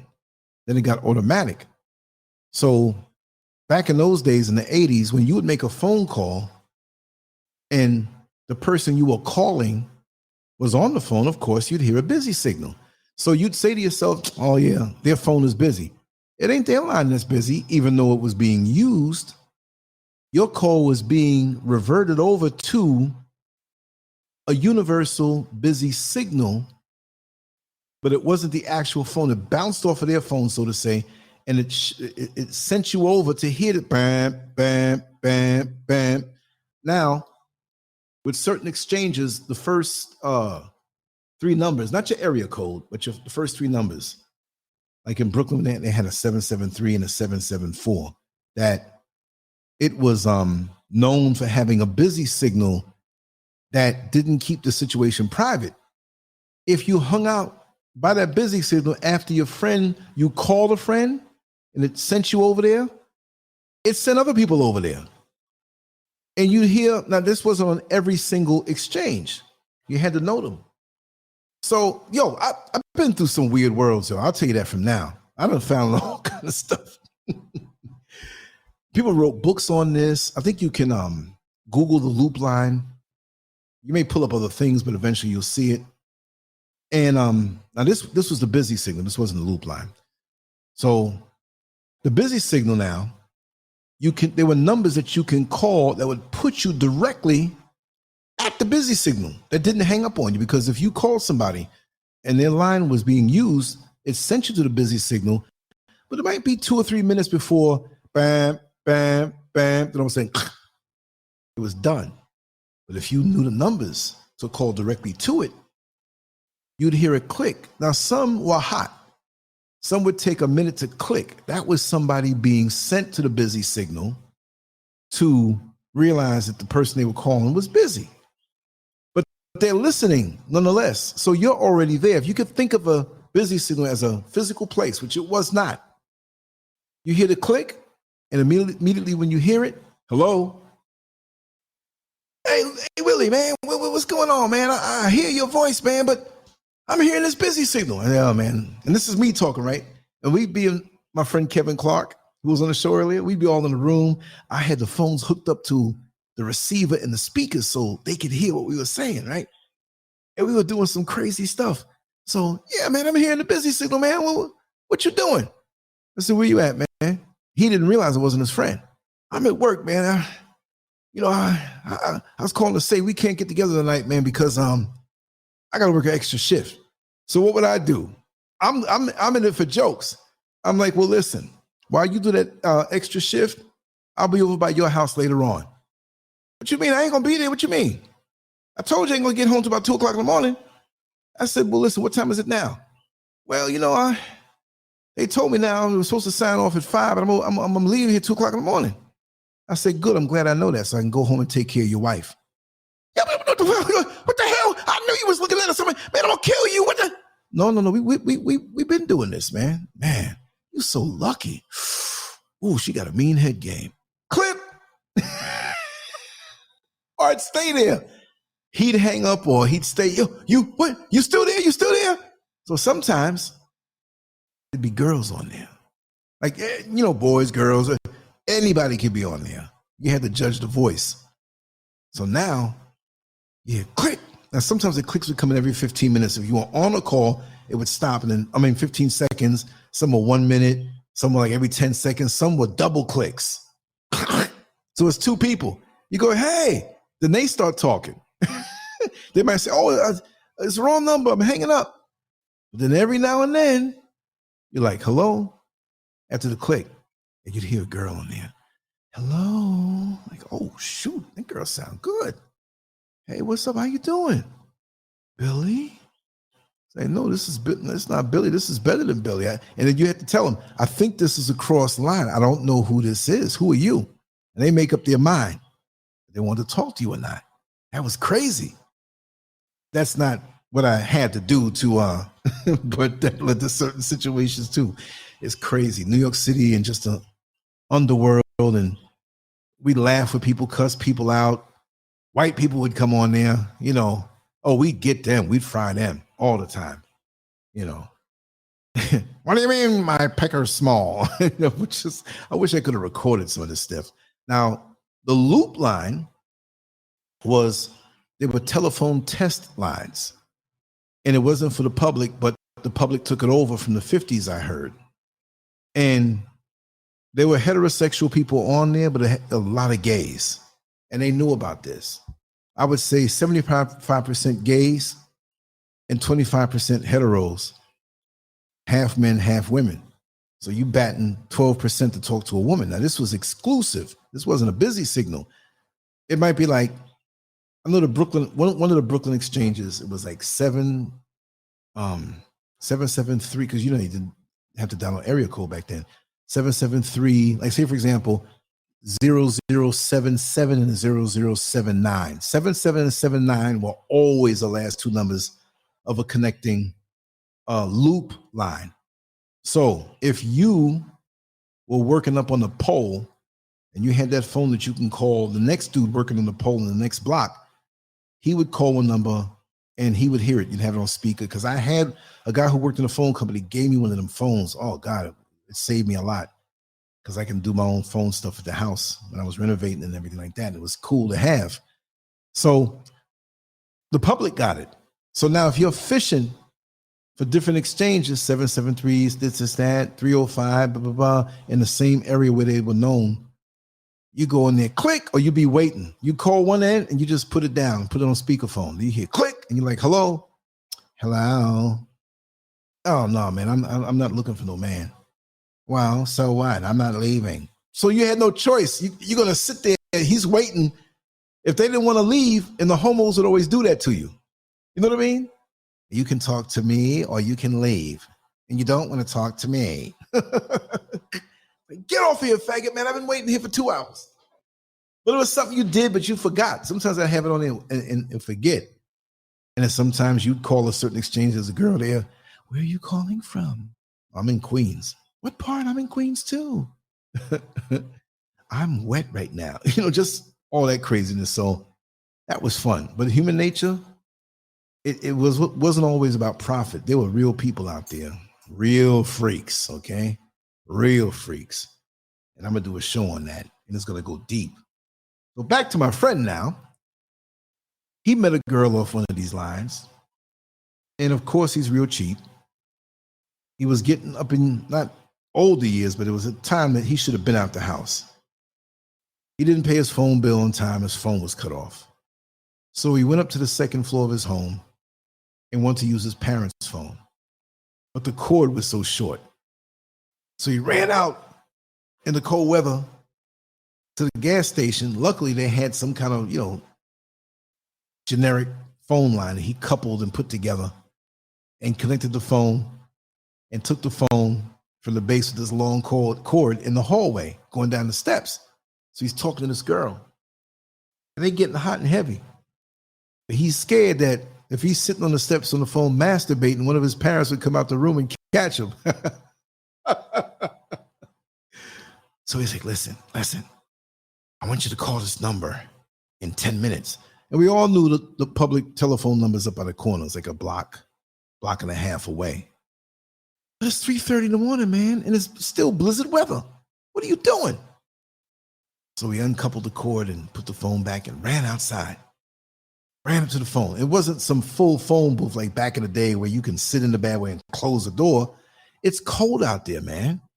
You got a little jar of Vaseline in your big winter coat pocket, and you got the other pocket cut out so you can play with yourself while you're on the public phone. That's crazy. So he's sitting there cold, playing with himself. This is a true story. Because he's, people say, well, yeah, you a little freak. Yeah, I am, but I'm not, no. No. He was shy and he didn't have confidence and, so he put his energies that way. So here he is going to town. Ain't nobody in sight. When it's a blizzard in New York and it's not raining, it's not snowing no more, but the sound sounds different. People walking, you hear the snow crunching or ice crunching, and it just sounds like everything is inside even though you're out. So he's there going to town. Yeah, I'm gonna do this, I'm gonna do that. And that's the guy who cusses when he's having sex or phone sex. So all of a sudden he's into it so much he didn't realize that there were 2 people standing behind him. He said, yeah, they tapped me on the shoulder, but it didn't feel like a hand. I turned around, there's a gun on my face. And they're like, yo, give it up. And he's like, at first they said, take your hands out your pocket, man. Took his hands out of his pocket. The Vaseline fell out the other hand because he'd take it out and put more in his hand. That fell to the ground when he held his hands up. One hand, his right hand was shiny with Vaseline. And the phone was hanging because he put it like to the side on those 3 little bars there, and it fell. So he's like, yo, what you up here doing, man? And he got the gun pointed at him. Well, I talked to my girlfriend. How you gonna laugh like that, man? You got a gun pointed at you. He says, man, let's make this quick. You go back to after what you doing, give me the money in your pocket. All he had was $5. They were like, yo, I ought to snuff you for that. But back in them days, they didn't do that. So he's like, yo, could you believe this, man? He walked over, dude over here jerking. It was like a getaway car over there. It's like, he said over there jerking off in the street, in the cold. And he went back and finished. I couldn't believe it. I said, man, I would have took my behind home. I would have been out there doing that. Unbelievable. $55. He told that story to the wrong person. And it was so funny because people are saying, "Oh yeah, you the $55 man." And he's like, "Man, that story, it was embarrassing. That story got around left and right. I got like about 5 more stories on them. I'm gonna sign off in 2 minutes or whatever." What? Wait, 5:58.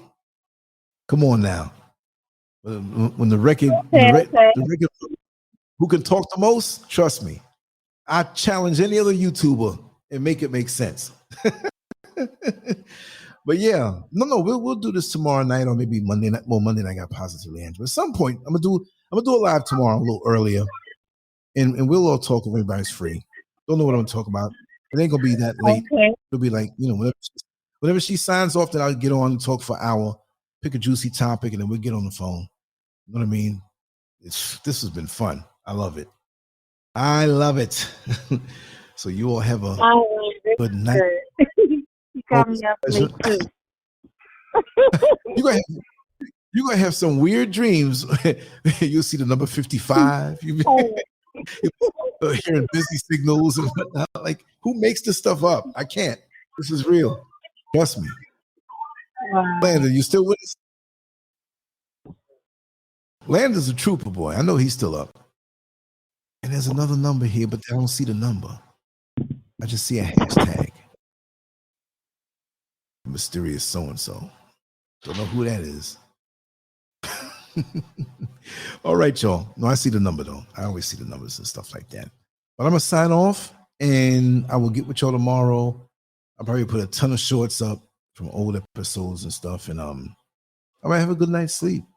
I know when Mr. Scurv does shows with me, even if she goes to bed real early, she'll wake up a little later because talking a lot in front of the camera makes her sleep deep. When she's on the phone, she can gab for hours. She's a talker too. She can keep up. So I don't think she's so quiet sometimes when she wants to, especially when she wants to get on me. You left this place so nasty. So I'm like, it's not nasty. It's just cluttered a little bit. I was focused on my work. So yeah, we're gonna sign off. And we're gonna. All right, so you're gonna be on tomorrow night, right? Yeah, I'm gonna upload some stuff. I'm definitely gonna get. I always have to finish like Monday through Friday. It's always a certain time. I've been slacking, but during the weekend, I'm gonna always have something, whether it's short or long. Play it by ear, Play it by ear. So, but we're gonna be out for you. All right. I can't wait to tell you these other stories. All right. Good morning. All right. Good morning, right? This is my version of being in the club. I'm safe and in home. All right, sweetheart. Okay. All right, y'all.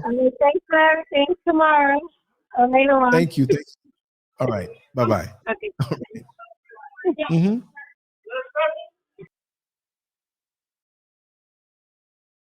Make sure to check out the boldest blog at LanceScurv.com and follow Scurv on Twitter, Facebook, and YouTube under LanceScurv.